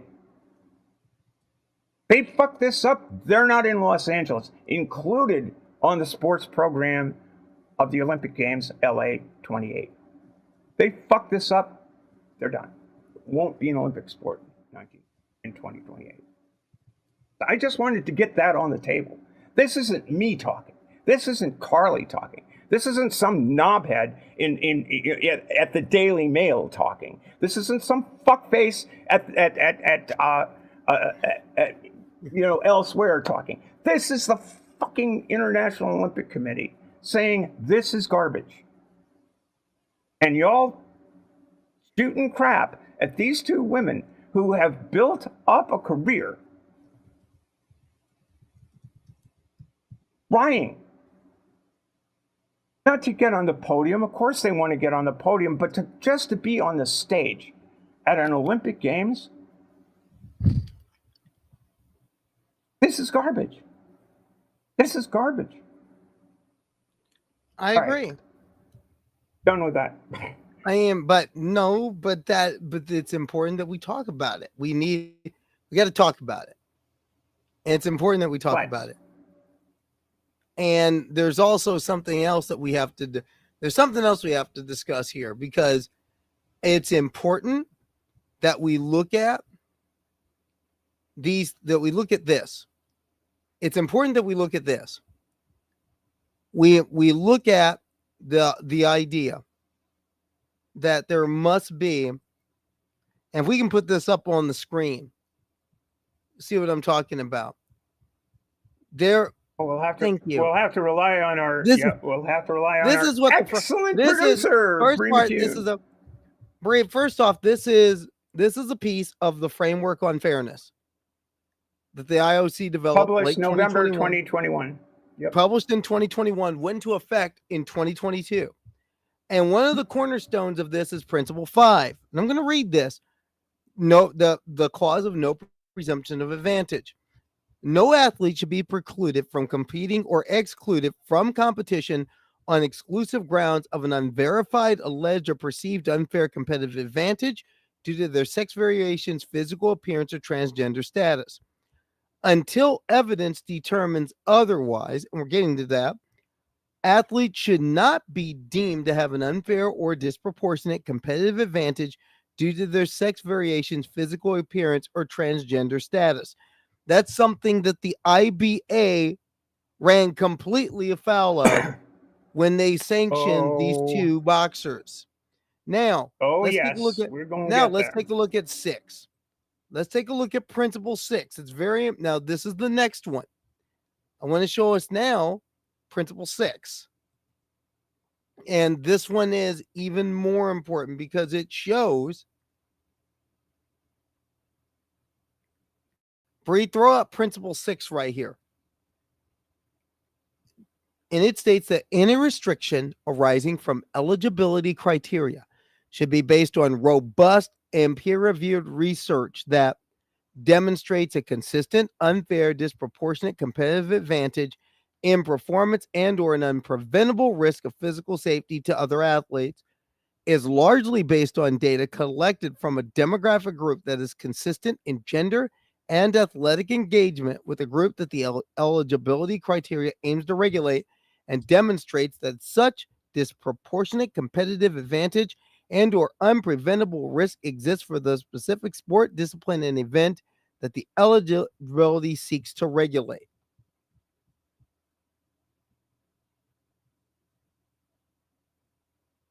This is exactly what the IBA didn't do. But this is what the Paris boxing unit that's currently regulating boxing in the Olympics has to do. Here's the problem with this. The problem is, unfortunately, is that governing bodies, these are guidelines. In the case here, the IOC is going by their guidelines. But it would be imperative for the next international federation that is formed in this sport or any sport to not do what cycling, swimming, track, triathlon, and sailing have done, which is basically ignore these guidelines. Because if you follow these guidelines, you can't ban trans people. But here's the thing: this is not about banning trans people. And sailing is obviously something that's very, very close to my heart. I was on a panel in 2022 at U.S. Sailing, my national governing body.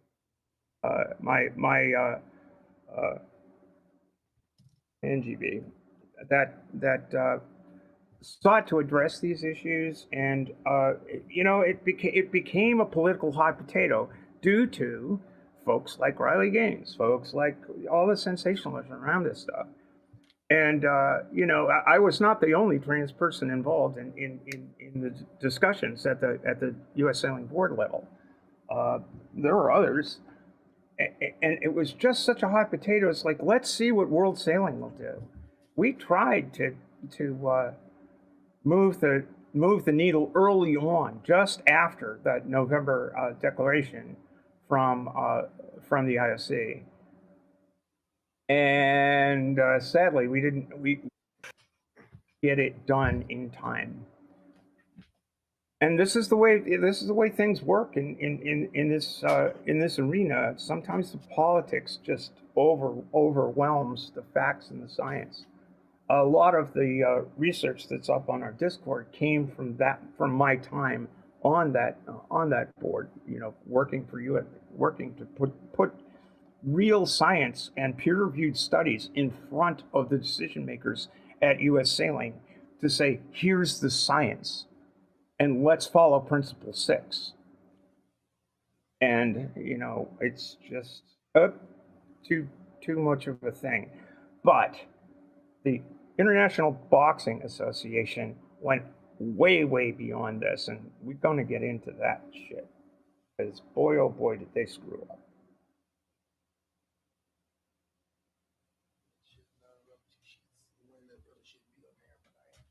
Let's see. Karleigh, you there? I might have lost my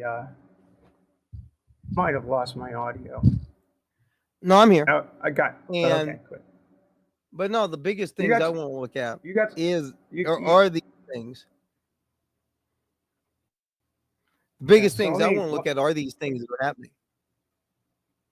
Right. So look. Here's I ran through a whole bunch of stuff. I was trying to figure out first of all, what is International Boxing Association's policy? If you go on the World Sailing website, you can do a search for gender policy and you'll find it. Not so with these guys. Not so with these guys. Hold on just a moment, and I'll get this. I'll get this up.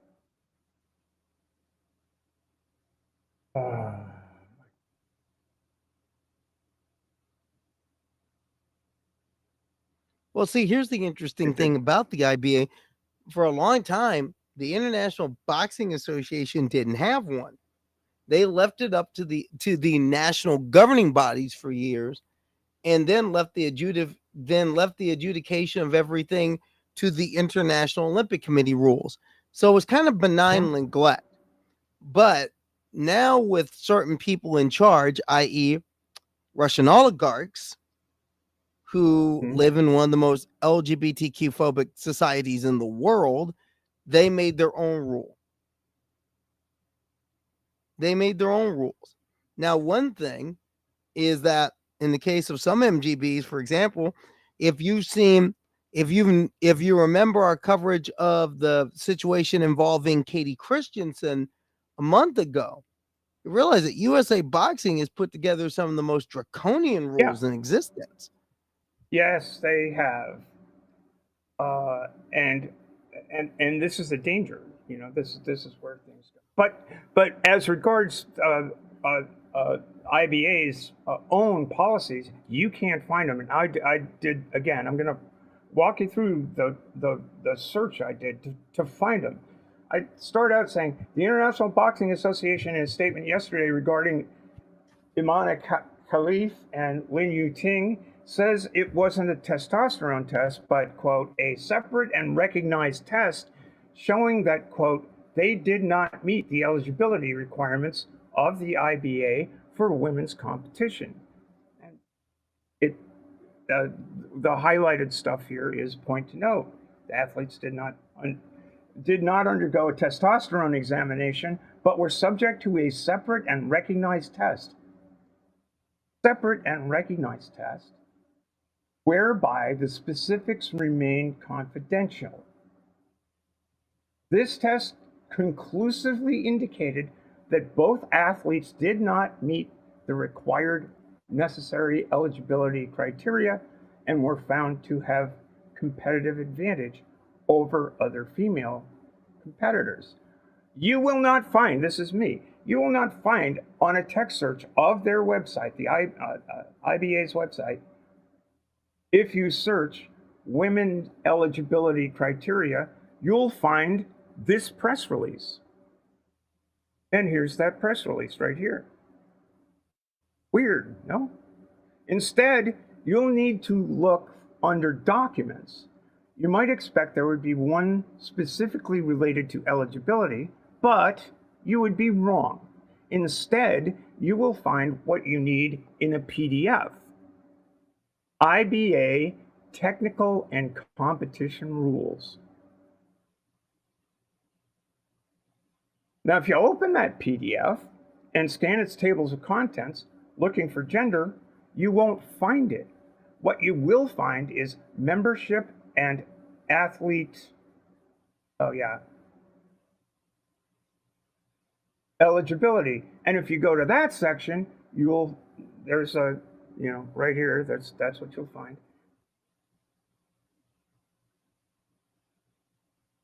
And if you go to that section, you will find this in section 4.2.1.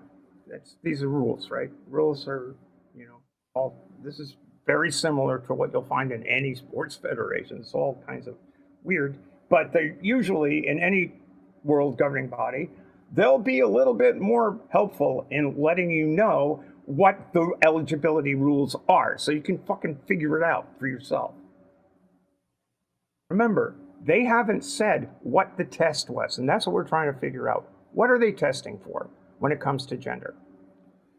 Eligibility on gender, you'll find it's 4.2. Boxers will compete against boxers of the same gender, meaning women versus women and men versus men, as per the definitions of these rules. To determine the gender, the boxers can be submitted to a random and or targeted gender test, which will be conducted by IBA in cooperation with selected laboratory personnel. In the case of adverse result, this is like what happens if you flunk. But here's a clue here. This is me. What is in the definitions of these rules? Let's have a look. Male, men, male, boy, means an individual with chromosome XY. For this purpose, the boxers may be submitted to a random and or targeted gender test to confirm the above. So that's the test. Women, female, girl, means an individual with chromosome XX. For this purpose, etc. and so forth. So, the super ultra secret, not a testosterone test, but we won't tell you what the test actually is in the IBA statement, is in their rules, but you have to sleuth it out. Why? Because as Myron Gunnell, MD, a pediatric endocrinologist at the Yale University of Medicine and co-author of a commentary on gender testing published in the September 27th, 2000, 24 years ago, issue of the Journal of American Medical Association said, quote, in reality, gender verification tests are difficult, expensive, and potentially inaccurate.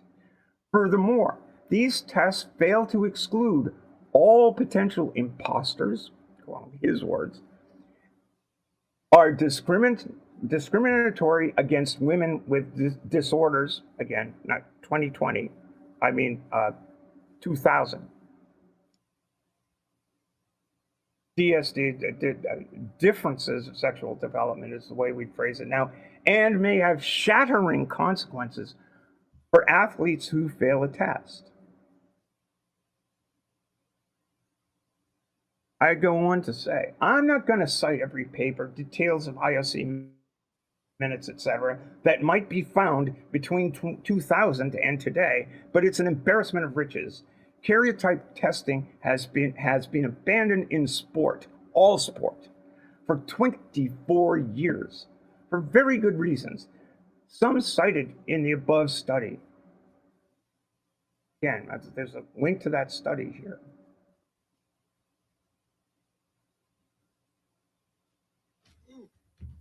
The IBA itself will not tell you directly why they disqualified Imani Khalif and Lin Yuting, but it is damn clear from their rules that you need hours to tweeze out the test they applied, long discredited, simplistic assumptions of male and female based on karyotype alone that no other world federation uses today, but that many, J.K. Rowling,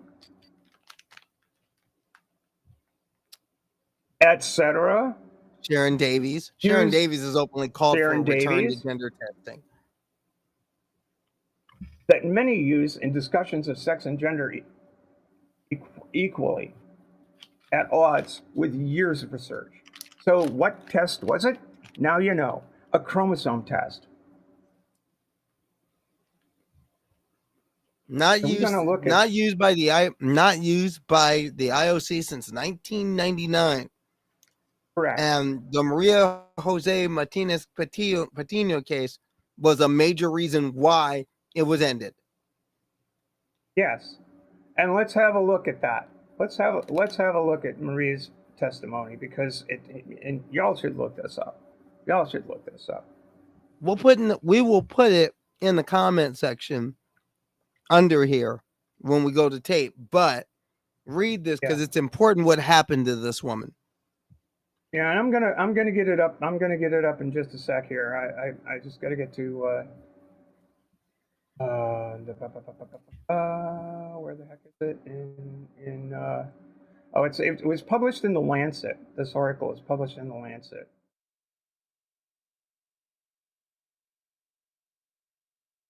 The title of the article is "A Woman Tried and Tested," and it's by Dr. Martínez-Patiño.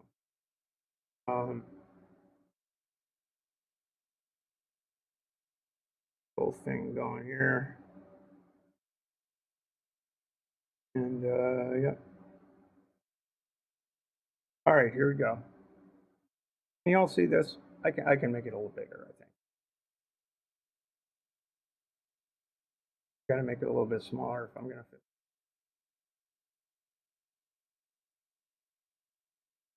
A little bigger. All right, I think we can read it. This is what she wrote in 2005.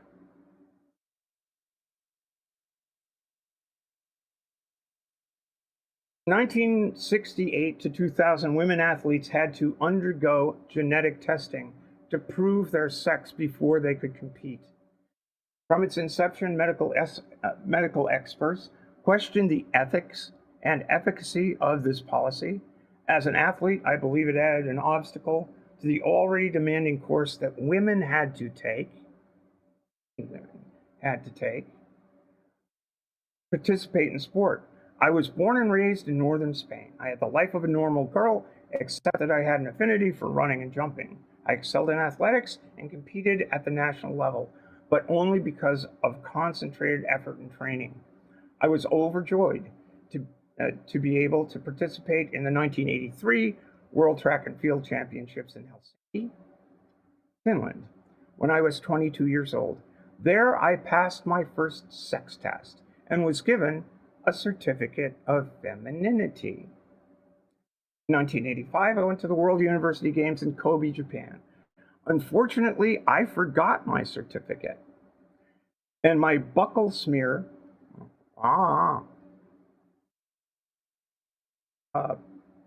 test for 2 X chromosomes had to be repeated. Later that day, our team doctor told me in front of the teammates I sat with on the night before my race that there was a problem with my result. At the hospital the next day, I learned that a sophisticated karyotype analysis would be undertaken and that the results would take months to reach my sport federation in Spain. I would be unable to compete in that day's race. Our team doctor advised me to consult with a specialist when I got home and urged me in the meantime to fake an injury so that no one would suspect anything untoward. I was shocked, but I did as I was told. I sat in the stands that day, watching my teammates, wondering how my body differed from theirs. I spent the rest of that week in my room, feeling a sadness that I could not share. My mind spun. Did I have AIDS or leukemia, the disease that had killed my brother? Back in Spain, I began trying to come to terms with what was happening. Growing up, neither my family nor I had any idea that I was anything other than normal. And here's that certificate of femininity down at the bottom of this column. I went to the best doctors. I attended all appointments alone. However, because I hadn't the heart to tell my parents something was wrong, they were still grieving for my brother. And because my federation was at a loss about what to do until the karyotype result came through, 2 months on, the letter arrived. All of the 50 counted cells by GM sustaining had 46 chromosomes. Karyotype analysis by Q-banding method revealed her sex chromosome constitution is XY. Karyotype is decided 46XY. I have androgen insensitivity and don't respond to testosterone. When I was conceived, my tissues never heard the hormonal messages to become male. As I was about to enter the January 1986 National Championships, I was told to feign an injury and to withdraw from racing quietly, graciously, and permanently. I refused. When I crossed the line first in the 60-meter hurdles, my story was leaked to the press. I was expelled from our athletes' residence. My sports scholarship, how many times does that come up in these discussions? Sports scholarships, men taking scholarships away from women, was revoked. And my running, this is a woman, I'm female at birth, a cisgender woman. And my running times were erased from my country's athletics records. I felt ashamed and embarrassed. I lost friends, my fiance, hope, and energy. But I knew that I was a woman and that my genetic difference gave me no unfair physical advantage. I could hardly pretend to be a man. I have breasts and a vagina. I never cheated. I fought my disqualification. Over the next 2 years, I received letters of support from Albert de Chapelle, a Finnish geneticist who was an early vocal opponent of blanket chromosome testing, and from Alison Carlson, see my essay, S39, an American coach and journalist who educated athletes about the ethical difficulties of gender verification. She helped me to tell my story in the press. A sympathetic Spanish professor gathered my medical evidence and presented the scientific reasons why my case should be reviewed during the Olympic Medical Commission meetings at the Games in Seoul, 1988. They all encouraged me in my endeavor to change the regulations and the mindset of sports administrators about perceived advantage in women with congenital differences. Coverage of my case helped trigger the end of chromosome-based testing. In World Athletics, then known as, I think as IAAF, they did end chromosome testing in 1991. And all but 5 Olympic disciplines also did it. And among those 5 was significantly not the Boxing World Federation. In 1988, the medical chairman of the International Federation for Athletics, Arnie Lundqvist, gave me license to run again.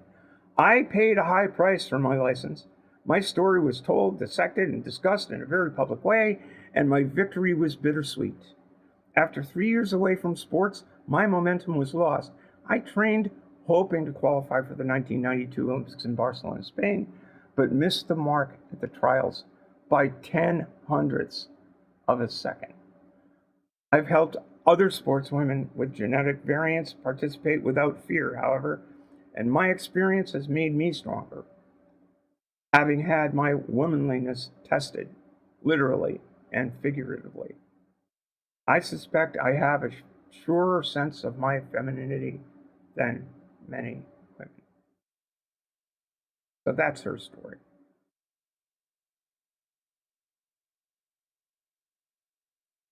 I hope you all realize this is not new. What's new are a whole bunch of people that, for reasons of their own, for bigotries of their own, want to take stories like Maria's, stories like the 2 boxers we've talked about tonight, the stories like the 2 boxers who are blowing up on Twitter because of they're being attacked needlessly, remorselessly, literally, by billionaire authors, by $200,000 a year earning grifters, by dubs hither and yon. And quite honestly, as a trans woman who has been involved in the sport of sailing for 26 years past transition, having witnessed all of this, I'm sick of it.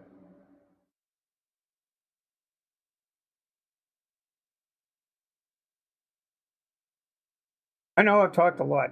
Karleigh, let's wrap this bullshit up. I'm sure you've got stuff to observe and say.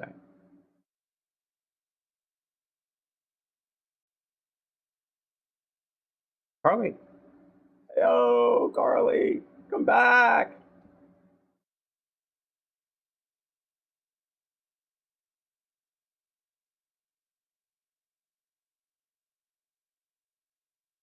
No, I haven't gone anywhere. I've been yapping too long. You got to yap now. It's your turn. But the big question is now what pretty much people know what the deal is. Once again, we've seen what happens when transphobia and misogyny come together. It's like chocolate and peanut butter, except this Reese's isn't tasty. And that's what we're seeing once again. This is primarily the hysteria that transphobia has produced. It's seeped its way into sports. And we've said this over and over again, is that eventually cisgender women are going to get caught in the web. And here's what happened. And it isn't just these two. I mean, look at all the trans investigations that have been going in sports recently. There are people that say that Katie Ledecky's a man. There are even people that say Simone Biles is really a dude. They've said this about all types of people. And Alana Maher, who's like a breakout star of these games, plays for the women's rugby team. And by the way, if you didn't see what our women's rugby team did, you should, because they were flat out awesome. And right now, all over the United States, there are little girls begging their moms to let them play some rugby this fall. I mean, you've got rugby clubs with the phone ringing off the hook. But this particular player, Alana Maher, is one of the stars of the team. She's wicked on TikTok, let me tell you.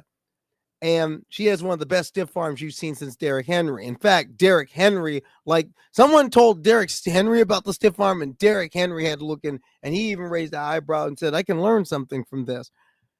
But a few days ago, she put out, like about a week ago, she put out a video about what some people have said about her, because she is a woman. She is cisgender. She plays in a collision sport. That's what rugby is. It is a physical sport. Sure it is. It's not for the weak, let me tell you. And this is something. Play rugby. And I want people to hear and I want some folks to hear what she's had to say. And you need to get an idea of what she had to say, because it's important. And it's something that needs to be heard.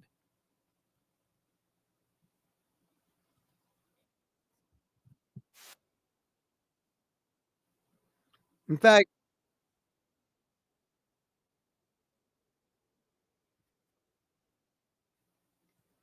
and Bree, put this up. Bree, run this thing. No audio. Here for a second. As you can probably tell, I've been crying a little bit. I always get these comments, but like recently it kind of ramped up. I get comments being called a man and being called masculine and asking if I'm on steroids. There will always be negative people out there, and they put women in a box, and they think of women should be fragile and petite and quiet and meek, but that's not the case. Women can be strong, and they can have broad shoulders, and they can take up space, and they can be big. I think I'm getting emotional because I feel very passionate about this. Don't let anybody try to define or dictate how you feel about yourself. You get to decide that. Right? That's what this is really about. That's why the hysteria exists. Exactly what this breakout star of these games is talking about. And one thing I do want to say is good on the International Olympic Committee for speaking out, and for speaking out in a strong way, speaking out at the point of attack, not waiting a few days, not waiting weeks, not waiting months, but speaking out at the point of attack. And this is very important that a governing body, in fact, the governing body, spoke out in this manner to protect those two athletes. Now, the only thing I will say, though, I wish that the IOC had spoken out forcefully when there were the attacks on Laurel Hubbard. They really didn't. It would have been nice to hear this strenuous voice come forward when you had World Aquatics and World Athletics and the UCI put forth these ridiculous bans. It would have been nice. Now, don't get me wrong. I'm glad that they spoke out in this instance, but it would have been really cool had they done that when all these bans came down. It would have been really nice if a governing body, like, I don't know, a certain one that's based in Indianapolis, Indiana, the NCAA, has spoken out with this type of force and this type of conviction that the IOC showed today when Leah Thomas was catching the hell she caught. And by the way, NCAA, you still can do it. You know, your fall practices have started. You can always rescind that you're going to follow World Athletics, for example, their guidelines. I know at least one athlete that would be affected by that, who's being affected by your rule changes that you want in a negative way, and that's Sadie Schreiner. She should have an opportunity to win a national championship next year. Yep. And another thing you could do is speak out and tell Riley Gaines, fine, I'll see you in court. Because it would have been. The point is, the IOC did right in this instance by speaking out immediately at the point of attack. But now the next question is, how will the press respond? Because we've already seen how ignorant some of the press can be, how inflammatory. The Sydney Morning Herald wrote some article saying that Sergey Bakladan, the trans man who was boxing for Philippines, stated that supposedly he said that trans women shouldn't be allowed to compete. But here's the question: if that was the case, why not quote him? If he actually said that, quote him. See, that's the real of this. And the International Boxing Association should not be allowed to be the governing body. Personally, and it's not. And it won't be. You know, the IOC has basically said, you're done. Go ahead, you're done. And as a matter of fact, if you want boxing in the Olympics, I know a guy who needs to step up and do this. I'm going to call it out right now. Someone who needs to step up and take charge. Oscar De La Hoya, this has your name written on it. Goddamn right. The head of Pretty Boy Entertainment, who has stood up for a trans boxer competing. His group has given a lot of aid to Pat Manuel, giving him some opportunities to fight. Golden Boy, this has your name written all over it. Think about it. Run amateur boxing. Think about it. So one last thing before I get off, entirely get off this topic is. In this, I've got the IBA's statement of yesterday, the 31st of July. They put this out yesterday afternoon. I'm just going to read one sentence from it. After they go through their bullshit justification for all the crap that they did, they started out with the IOC's response. Yesterday, they said, for clarification on why the IOC permits athletes with competitive advantages, not proven, by the way, and nowhere in this statement do they say what tests they conducted to disqualify these two women. The last sentence in this thing is for clarification on why the IOC permits athletes with competitive advantages, declaratory statement there, right there, to compete Violates in their Principle events. 5. We urge interested parties to seek answers directly from the IOC. And you know what? The IOC gave their answer. You're done. Yes, they did. Take your ball, take your gloves, and hang them up because you are done forever and for good. Oh, yeah, but here's the thing about that. Unfortunately, a lot of the press are going to quote that and take it at face value. And that's the problem in itself.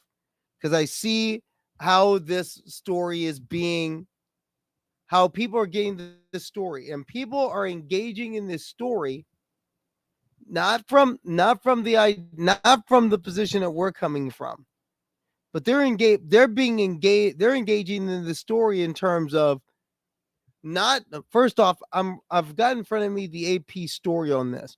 And one thing that the AP does not tell is any of this history.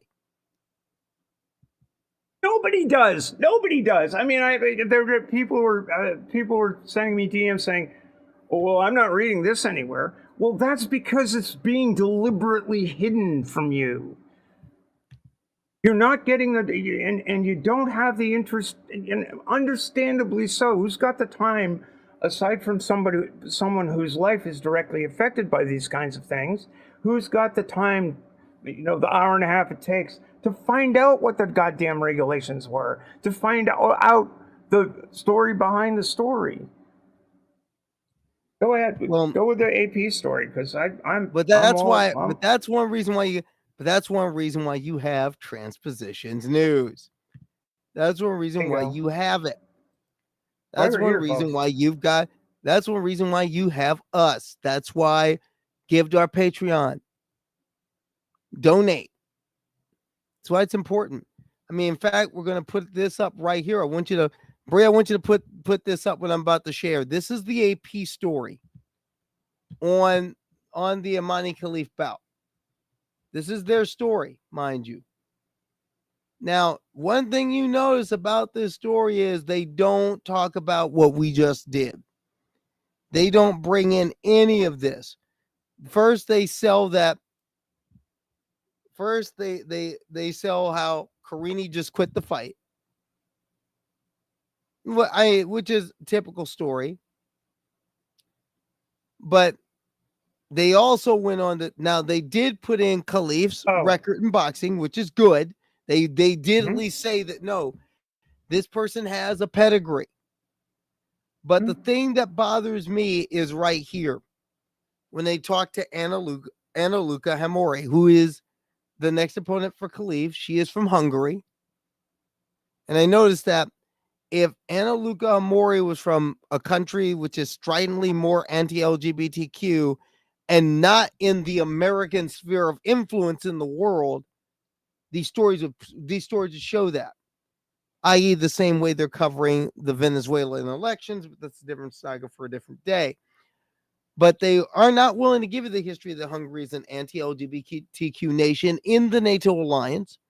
They're saying how Hamori said, quote, "I'm not scared. I don't care about the press story, the social media. If she or he is a man, it will be a bigger victory for me if I win."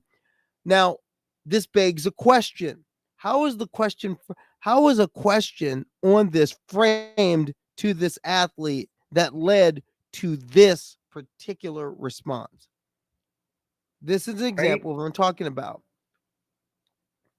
These two people are cisgender women. But how many of these stories talk about them being cisgender women? They don't. And they don't even know what the test was. This is the point. This is why I spent all this time.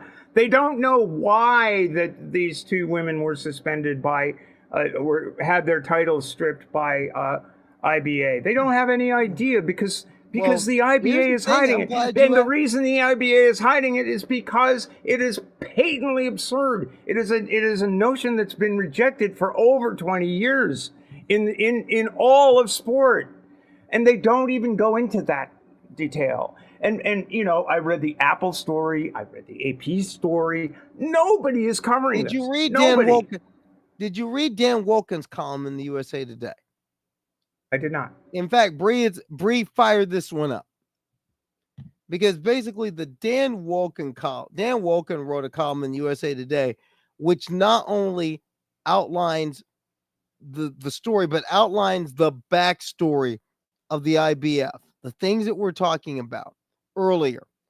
Much of the info as far as the IBA came from documents that a number of reporters, including Walken, have dug up about the meeting minutes that were on their website that looked into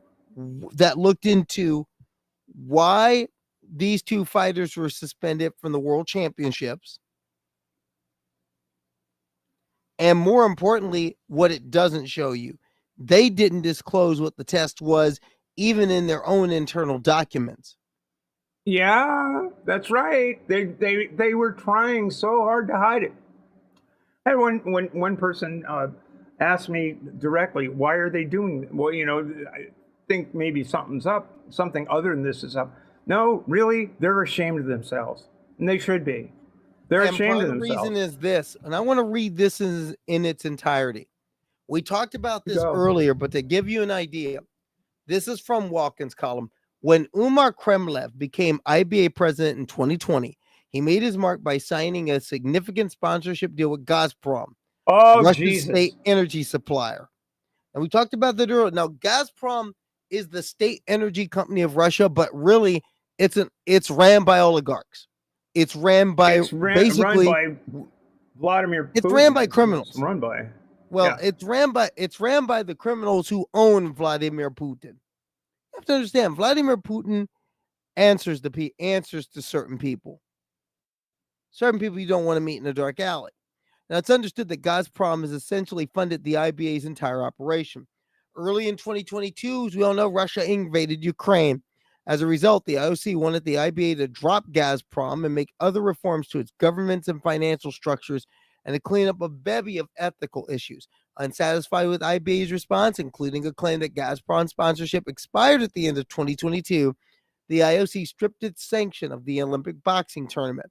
The IBA appealed the decision to the Court of Arbitration for Sport, but was turned down on April 2nd for a variety of reasons, including the IBA's continued lack of financial transparency, continuing issues with its referees and judges, and failure to implement the government reform measures demanded by the IOC. So here's this long-running dispute between the IOC and a fully Russian-backed boxing organization coming to a head in an Olympics where Russians are truly persona non grata. In fact, there's just 15 Russians competing under a neutral flag at these Olympics, nearly half of them playing tennis, but the rest of them either opted out or did not pass the IOC's neutrality standards, which primarily weeded out anyone who actively supported the war in Ukraine. Yeah. You know, it's funny how all of these things run together, isn't it? Isn't it funny how the fascist right is basically, and you know, generally speaking, I think that runs true about where's the funding coming from for the so-called gender critical folks. I mean, we've seen it in Riley Gaines. As Ember clarified, it's just come on, you know. Chloe Cole ain't missed a meal. I'll tell you that. That's right. If you looked at Ember, if you heard Ember's, and I hope people, if you didn't get to watch Ember's reporting, go back and do so. Ember and Aaron Reed, Aaron in the Morning, and the job she's done in shedding this to light. And Chloe Cole went out there and admitted, I'm getting paid. You know what transphobia pays? He does. Yeah. I'm thinking about detransitioning. I think that it's like rather than being a poor sailmaker, right? Maybe I could jump on that gravy train. And why not? I mean, shoot, right. They're making this. I mean, they're making this dollar. I mean, after all, where was Riley Gaines during the Republican National Convention? She was in Milwaukee. Think about that. If this is supposed to be nonpartisan, why are you at the Republican National Convention, Ms. Gaines? If you're nonpartisan, who are you stumping for this fall? I'll be willing to bet you're in Colorado. No. We got a question in the chat that I can't answer that I think you can. What's the Taiwan situation this time around the Olympics? I don't know what their status is. The Taiwan situation, as far as it's the same that it's been since its return to the Olympics. It's officially known as Chinese Taipei, to not in an effort to not insult the People's Republic of China, who say that Taiwan is just another province of China. Taiwan is an independent nation, doesn't exist. The West, it's that weird quasi thing that we still see, where we know Taiwan exists. I mean, we pay the lip service to, well, Taiwan's really part of China. It's really not a country, but we sell arms to them. Well, in world sailing, Puerto Rico has its own NGB. Yeah, Puerto Rico has the U.S. Virgin Islands has its own NGB. So you can compete for Puerto Rico for American Samoa has its own NGB. So that's the way it's always been. That's the way it's been in world sports for the most part. All these trusted territories of the United States, and it's the same thing. But the thing about Taiwan is an independent country. It is.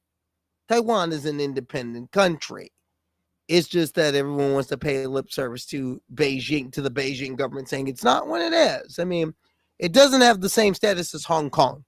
Hong Kong has its own separate MGB. In fact, Hong Kong is doing pretty well in the medals. It's got 4. Hey, Hong Kong's got 4. Great. Even though Hong Kong is a part of the People's Republic, one China, the whole one China, two systems have been in place since 1997. But the whole thing, but as far as this specific issue, there is a boxer from Taiwan. And here I'm a cis guy, so my opinion doesn't have weight. Your decision, but get that D-trans cheddar. No, I don't. I'll say this. We're joking about it, but seriously, what I'd rather see is that gravy train be disconnected.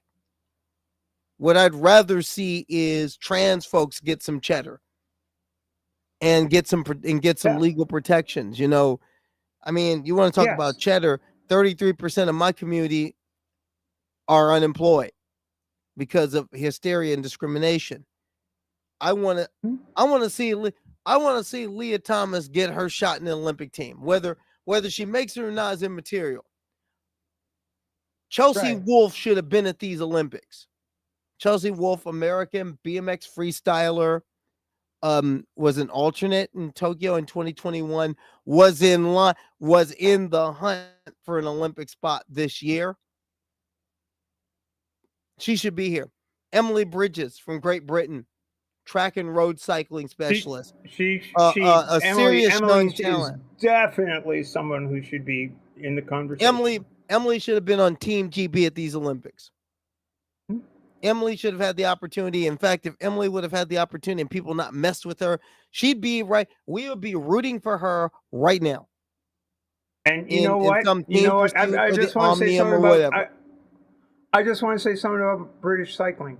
In 2022, British cycling had a very good policy in place that I was actually using as a model to propose to what was that U.S. policy? sailing. What was it? It was basically a T level measurement, testosterone level measurement. That I know that Veronica Ivy has taken a stand on, but I do think the physiological issue is a real one. Yeah, VO2 levels and all of this other stuff. But it was basically a year or two. I can't remember. It was a year or two. I think it was a year of testosterone suppression and gender affirming hormone therapy, along with the declaration, et cetera, and so forth. And it seemed reasonable. It's kind of in line with the old IOC guidelines. I think they dropped the I think they dropped the measurement in nanomolars per liter from 10, which was the IOC's guidelines, down to 2.5. Mm-hmm. Which is still attainable. Which is still attainable. Totally I mean, attainable. yeah. I mean, I'm happy to share my my levels, which I maintained for, again, 26 years, because I had to, because I am a professional according to World Sailing. And I had to be able to provide that information to my World Federation at a moment's notice, that I'd kept it on, I played by the rules. And as the IOC itself said, you can't change the rules mid-quad, in the middle of a competition. You can't do that. It's not fair to the people involved. No, but the problem is, a lot of these places, they do. I mean, look, the NCAA changed rules on Leah Thomas 3 times in 45 days. Yes. My thing is, if you're going to call for a rule change, fine, but you have to give that person the ample opportunity to meet the mandate. And that's something that I see with a lot of these people. Like, for example, that high school coach in Oregon who wants all this open category. He's full of it. But the point is, okay, you want high school kids to undergo international regulations, fine, but you have to but you can't turn around and say, oh, we're banning gender affirming care. You can't do that. If you're going to set a mandate, you got to give people an opportunity to meet the mandate. And that's and this is one of the weird things. This is one of the weird things about Navratilova's group. It's like, we're not going to let you participate if you've gone through male puberty, which is an absolutely ridiculous standard. Because even if you have done, the physiological changes of medical transition are substantial. And there's no denying that. It's measurable. Blair Hamilton did a study, 2 studies, as a matter of fact, that again, those papers are in our reading room. Yeah. Just recently, January and March, these 2 papers looking at those physiological changes, those measurable physiological changes, that they're measurable, they're demonstrable. They have to do with grip strength. They have to do with upper body strength. They have to do with VO2 levels. They have to do with all of these aspects of the difference between an endocrinologically typically male system and an whatever that word is, typically female regime, as far as your blood is concerned, as far as your physicality is concerned. I mean, if gender affirming hormone therapy didn't work, nobody would do it. We're kind of living proof that it does. And Bria, I want you to run something real quick. Just a little reminder. Looking back at Ember's story, Donaldson. Just want you to know. And now here's Gallagher, who's the great curve runner, coming right back at her. The trans girl lost. Haslam's in the 3rd. Just want you to know, the girl who happens to be trans in this race, Oregon State Championship back in May, she finished 2nd. I mean, just making sure people know that she was 2nd. Oh, by the way, the kid who won, coached by the person who lost his job. But I just want to put that out there to let people know that, yes, you know what? No, Aiden Gallagher is not some big Godzilla rising up out of Coos Bay to eat Oregon girls high school trash. Right. He's not. And so what I was saying about cycling is like the thing that happens is that these world federations, national governing bodies, it doesn't matter, they're going to cave to pressure being brought to bear by the people that fund the sport, by the people that, it's quite political. And even though I hope the IOC realizes that they are now in a situation where they're where their shoulds need to become shalls. Mm-hmm. You know, if you read the rules of any sport, my sport included, the word should is permissive, the word shall in the rules is mandatory. So all of those shoulds in the IOC, what's in that framework, when that framework on fairness, they have to become shall. They have to become have shalls. teeth. They have to become shells. They can't let individual federations. Oh, sure, perhaps you can allow for some leeway in terms of world federations, national governing bodies, to determine exactly where to draw these lines. That's assuming the lines get drawn.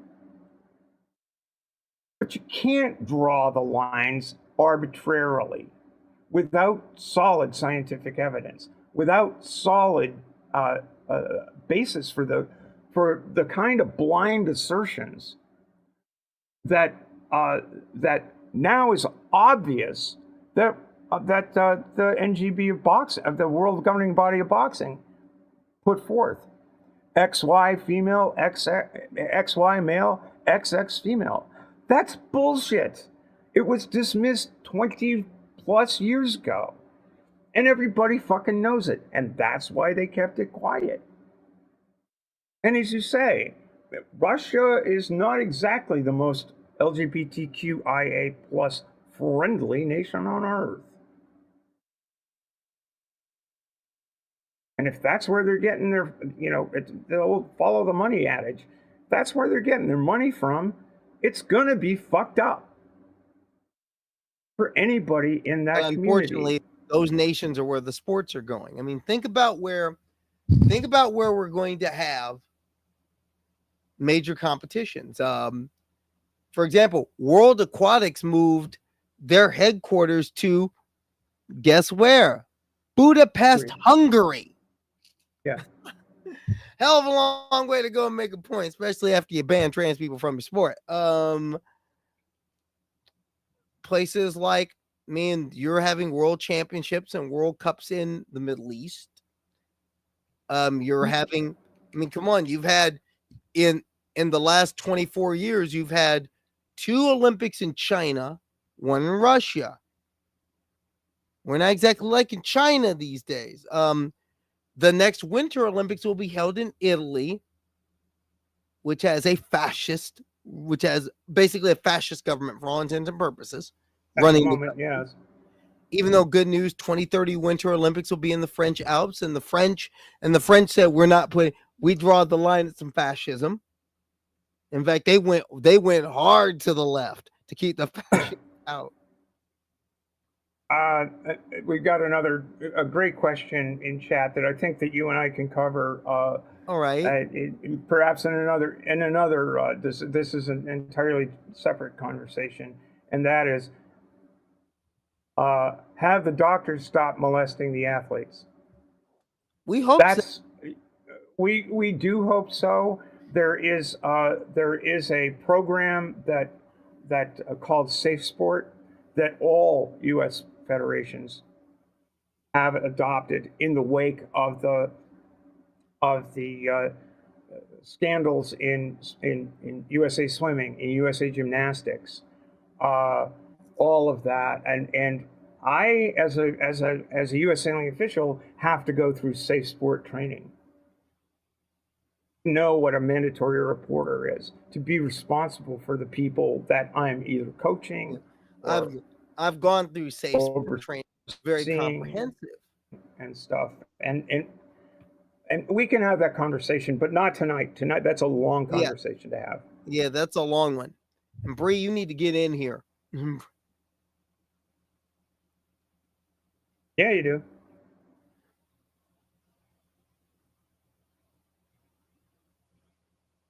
There's our wonderful, brilliant, beautiful producer, Bree McHugh. Thanks for coming in. Can't bring it all home without you. Yeah. We can't.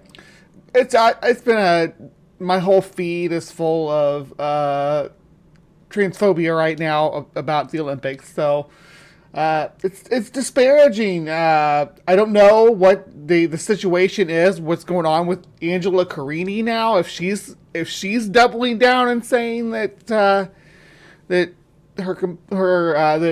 Imani was a man. Can we talk about Angela Carini for a second?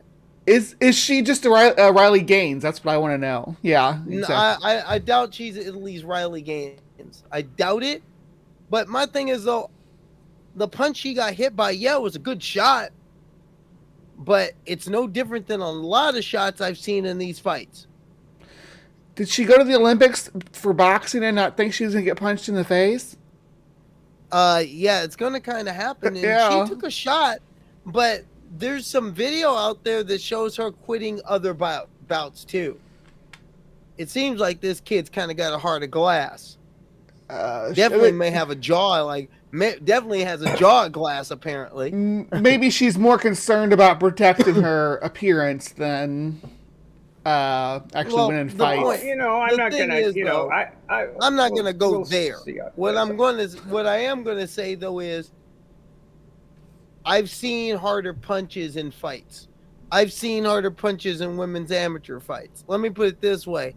If she thought this Algerian kid hits Nesty Patricio from the Philippines, who may win 57 kilograms, she hits like a truck.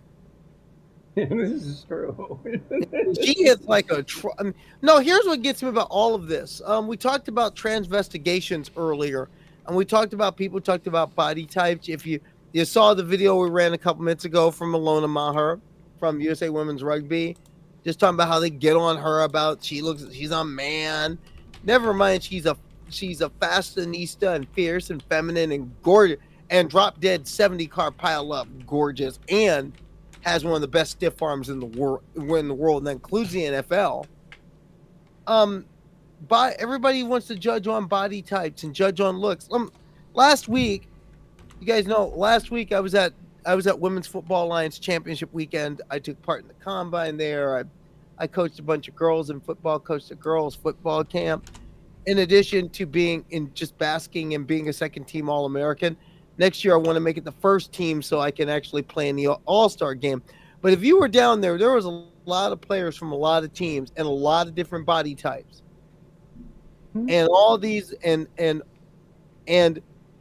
all these cisgender Columbos out there would have been looking around saying, just one more thing. Seriously. This is something that happens in women's sports, whether it's cisgender, whether it's transgender women involved or cisgender women involved. There are some people in our society who feel that the only women that should be able to compete in sports are white, cis, het, and skinny. That's it. None else. None else. I do want to say I wasn't just being mean to Angelina. She's a model too, so that's why I was saying that. Why she would be worried about her appearance. Here's my thing. I could care less about this, but I could care less about what her occupation does outside of the sport. But here's my thing. It's easy to pick on women who aren't from the Western world, and we're seeing this right now. The part of the real of this is they don't conform to proper womanhood, and that often means white womanhood. Let's just get real about what we're. Let's talk about this. Let's talk. Yeah, that elephant's been in the room for a long time, at least since those Berlin Olympics. If this kid, if the boxers are in question were from the United States and Great Britain, even if those boxers were black, I don't think they get the type of treatment that Imani Khalif is getting, or Caster Semenya got. If what happened to Caster Semenya happened to, say, Sydney McLaughlin, you don't think USA Track and Field wouldn't scream bloody murder about that? There's and here's the thing, in terms of disqualifications from the Olympics on the basis of testing, the only women who've ever been disqualified have been sub-Saharan African women on the basis of T levels. Mm-hmm. Exactly. In the so it begs the question: what's going Castor on? Semenya and the that came up in my Mabuma. in my transvestigation segment there. That it's always that way. It's always masculinizing African women and then feminizing Asian men. That's their whole the whole thing. That's what we see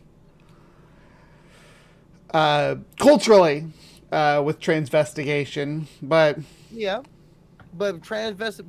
but they're hitting. But at one level it's that, another level it's just the only time. Now doesn't mean that white women don't get transvestigated if they're white women we don't like. For example, they transvestigated Taylor Swift. Why, I do not know. They transvestigated. Really, you wouldn't transvestigate Taylor Swift? Really? They transvestigated Riley Gaines and J.K. Rowling, so they'll transvestigate anybody. I've seen them do the Uno reverse card on freaking Buck Angel about transvestigating. Let's not talk about good old Buck. Let's leave Buck out. Let's kind of leave Buck out because we know where Mr. Caitlyn Jenner is. If you want Buck Angel content, Ember did some Buck Angel like last week, so go over there and check that out. I think on her channel. Not on this channel, on her channel. It was really I watched it. It was really good. But my whole thing is like there're just some people like honey girl, exactly. But I mean but see that's what gets me. It's like no, one thing is I really like that we're talking that the Chloe Cole grift has come out and she admitted. I give her credit. She admitted it. Yeah. She's making six figures. I respect you. Six figures. I'm making this cash. Yeah. Well, I know this topic is all over. People have been DMing me saying this topic's all over the place. Well, you're not going to hear this topic from the kind of perspective that Karleigh and I can give from people who've been involved in sports. You in the reporting side and in the participation side, and both of us in the participation side. And this is why we do what we do, because our voices hardly ever get heard. Trans voices are the targets to be silenced. And let me put it this way: anybody wants to interview some trans people to talk about this? I'm available. Stephanie's available. Get at us. I mean, when these things come up, who's not talked to? I mean, Chris Mosier. Why not put? Why can't CNN why not put Chris on? Or one of the nightly news shows put him on? Why hasn't there been more traffic about the excellent book that CC Telfer wrote, which is a bestseller? But I've noticed that no major news source wanted to talk to Michael Waters about his book, about that excellent book. And in fact, I'll say it right now on TransPositions Sports next week. I'm gonna have my interview with him to talk about what happened in 1936, the book that he wrote about. Things that happened. And by the way, if you haven't heard about this book or read this book, you should. And I think the head of every governing body should. I mean, there are some people who are so hell-bent on keeping trans people out, they'll dig up Avery Brundage's corpse and try and reanimate him to do it. Yeah. I think I can throw a link up into the chat on. If you haven't read this book, you should. Like I said, next week on TransPositions Sports, in addition to the coverage we're going to have, next week some big things are happening. Next week, Nikki Hiltz begins their quest for the gold. That all starts next week. So I mean, track and field starts on Tuesday, or rather starts tomorrow morning. I'll be up at 5 a.m. watching the decathlon.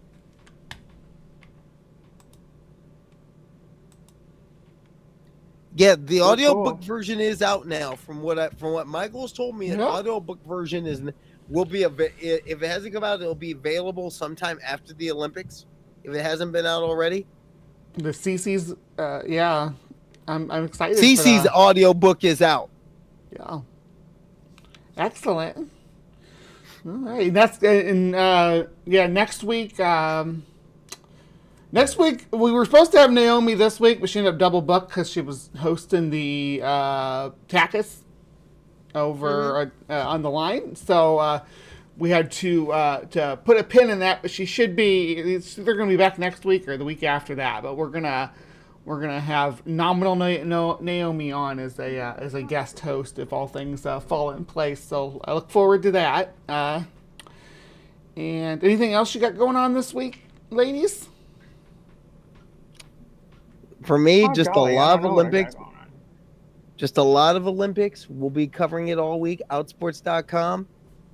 Team LGBTQ is currently 9th in the medal standings right now. If LGBTQ athletes were the Stonewall Republic, as I like to call them, their own country, they would constitute 9th best on the list right now. But here's the cool thing. Here's the cool thing.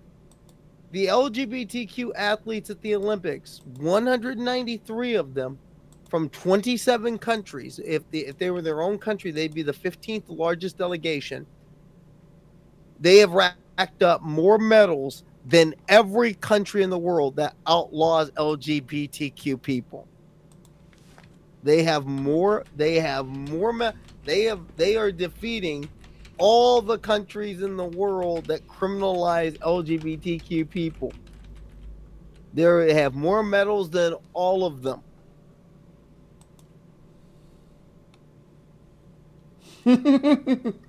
That's groundbreaking, right? Who would have thought we'd come here if you went back to like in the 1980s, right? That we'd have so much representation at the international level. Even when there's so much open representation, because I really didn't realize it until I started writing Outsports how much representation there was, even closeted representation. But now, out in the open, and here's the wild thing: every so often during these games, I mean, heading into the games, we thought that there was only 175 out. Then all of a sudden, we started. It happened 4 years in Tokyo. People found out we were compiling this list, and the next thing go, hey, you left me off of it. We started getting emails saying you left me off of it. People were. Oh, that's great. That's an opportunity to say I want. This is the time for me to move forward and just come out and be out. I'm saying, don't forget my name. And I think it's good for the people. One good thing I've seen is I think people are getting the hint of why we're doing it. I think people are getting the understanding that representation matters, because I have yet to see the same comment we always get. Why are you doing this? Why is it important? Why are you putting people's sexuality out there like that? And the fact is, we're not. It's kind of being forced on us to reveal that stuff about our lives and who we are if we want to. That's the thing, is they set these regulations to say, oh, you have to tell us about this if you want to participate. And then when you tell them about it, like, why you sharing about it, we don't want to know. It's like, it's the same thing with it's that same thing about, you are obligated to tell me if you're trans. You're obligated to tell me you're trans if I'm interested in you. Well, damn, if you're interested in me, you're going to find out anyway. Well, here's the question: why am I obligated? Why am I obligated? Yeah, look, buddy. If you're interested, you're already interested. You're already interested. Yeah, you're already interested. How's it gonna? Oh, is it gonna change when you find out? Oh, by the way, I'm trans. It's gonna change. Apparently, they're getting rid of because of your boys. Yeah, is it because of your boys? Is it because of your family? Is it because of your Is it because of your pastor? or your friends at the Republican Town Council or at the gun club, huh? Or just your own self-loathing about your own. Or is it just that? Oh God, if I'm with a trans woman, am I gay? Right. I mean, but all this, be it that issue, be it the sports issue, it's the fact that cisgender people, the real of it is, it's not about fairness for women. It never was about fairness for women, because if it was about fairness for women, Larry Nassar would have never been allowed to touch a hair on the head of any gymnast. If it was really about safety and fairness for women, this is about the fact that when you see myself or Bree or Stephanie or any trans person or doctor, or if you walk into your examination room at your health clinic and Dr. Ben walks in, you're uncomfortable. For whatever reason, you're uncomfortable. I don't know. The thought of Leah Thomas possibly wearing a USA singlet and charging into that water and giving it everything she got makes you uncomfortable. And you need to figure out why, because that discomfort, it's affecting cis women too. Yeah. Including 2 boxers who just wanted to go off the paras and do their best for their country, do their best for themselves. And right now, they got to wonder, who's going to come at me if I keep winning? And that ain't right. And then while all this is going on, I'm rooting for both of them. I'll admit I'm rooting for both of them, because it's going to make certain people lose their cookies, and you know what? I'm here for it. And then meanwhile, we have things like this situation that they should be blowing up my feed. This Steven van der Velde from the Dutch team. The child rapist? Yes. It just, the child rapist? I mean, he raped a kid. That's nowhere in my feed. Nowhere in my feed. He's a child diddler, but I noticed that nobody is really protesting him. Now, wait a minute. If you're really about safety for girls, where y'all at? This guy's walking around the Olympic. He's walking around the Olympic Village right now. Mm-hmm. So, yeah. With kids. And this is, again, that touches on the subject that we briefly alluded to, and maybe we can do this in a future episode. Is talk about the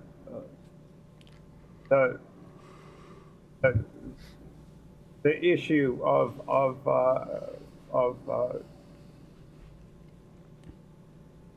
SA in sports.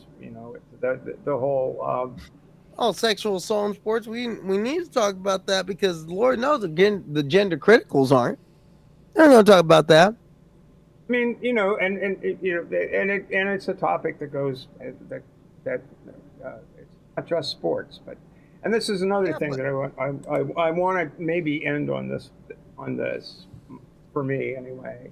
Mm-hmm. I hear an awful lot about sports yuck. But sports is a part of society. Sport is something that is a part of society, and for whatever reason, whether you're a participant, whether you're a spectator, whether you're just blah, blah, blah, blah, blah, it's not going away. It's part of play. People like to play. They like to play games, whether it's canasta, poker, or this, that, and the other thing. It's a thing we do. And when you start excluding people from things that humans do, because it's a certain area and who cares, and you're kind of dropping the ball. What other areas do you not care about? Dining out, using restrooms, taking boat trips, well, I don't really care about taking a cruise trip. Okay, in that case, it's okay to make sure that certain people can't do certain things because of who they are. And that seems to me to be a philosophical fallacy that altogether too many people are willing to say, specifically with regard to trans people, trans issues. You're a man till you get in the ring. It never goes that way. It's usually you're a woman. Trans women are women until they get into the boxing ring, until they get onto the football field, until they are playing rugby, until they're on the race course, until they're on the baseball diamond, until they're on the soccer pitch, on the deck of the sailboat. That's where the line gets drawn, and it just, you know, if it were any other field of human activity, you'd find that view.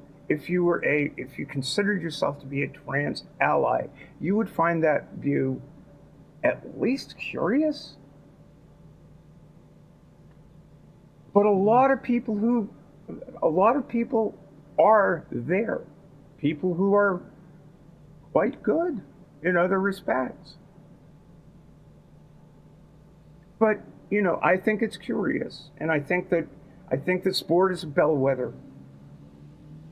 People, rather than looking at it in terms of the science, in terms of potential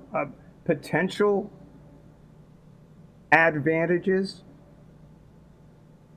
I think that's something people ought to think about a little bit harder than they usually do. All right. Well, this has been me. I'm Steffing on the trans. Yeah, this has been the and having a TransPositions. damn good time doing it. Thank you all. This has been a great show, girls. Thank you so much for being here, and thank you everybody out there for sticking with us. Please remember to hit the like, hit the subscribe, share this around. Hit the Patreon, please. Please hit up the Patreon, yeah. And if you got people out there, there's a lot of people out there talking about this Olympic stuff. Send them this way.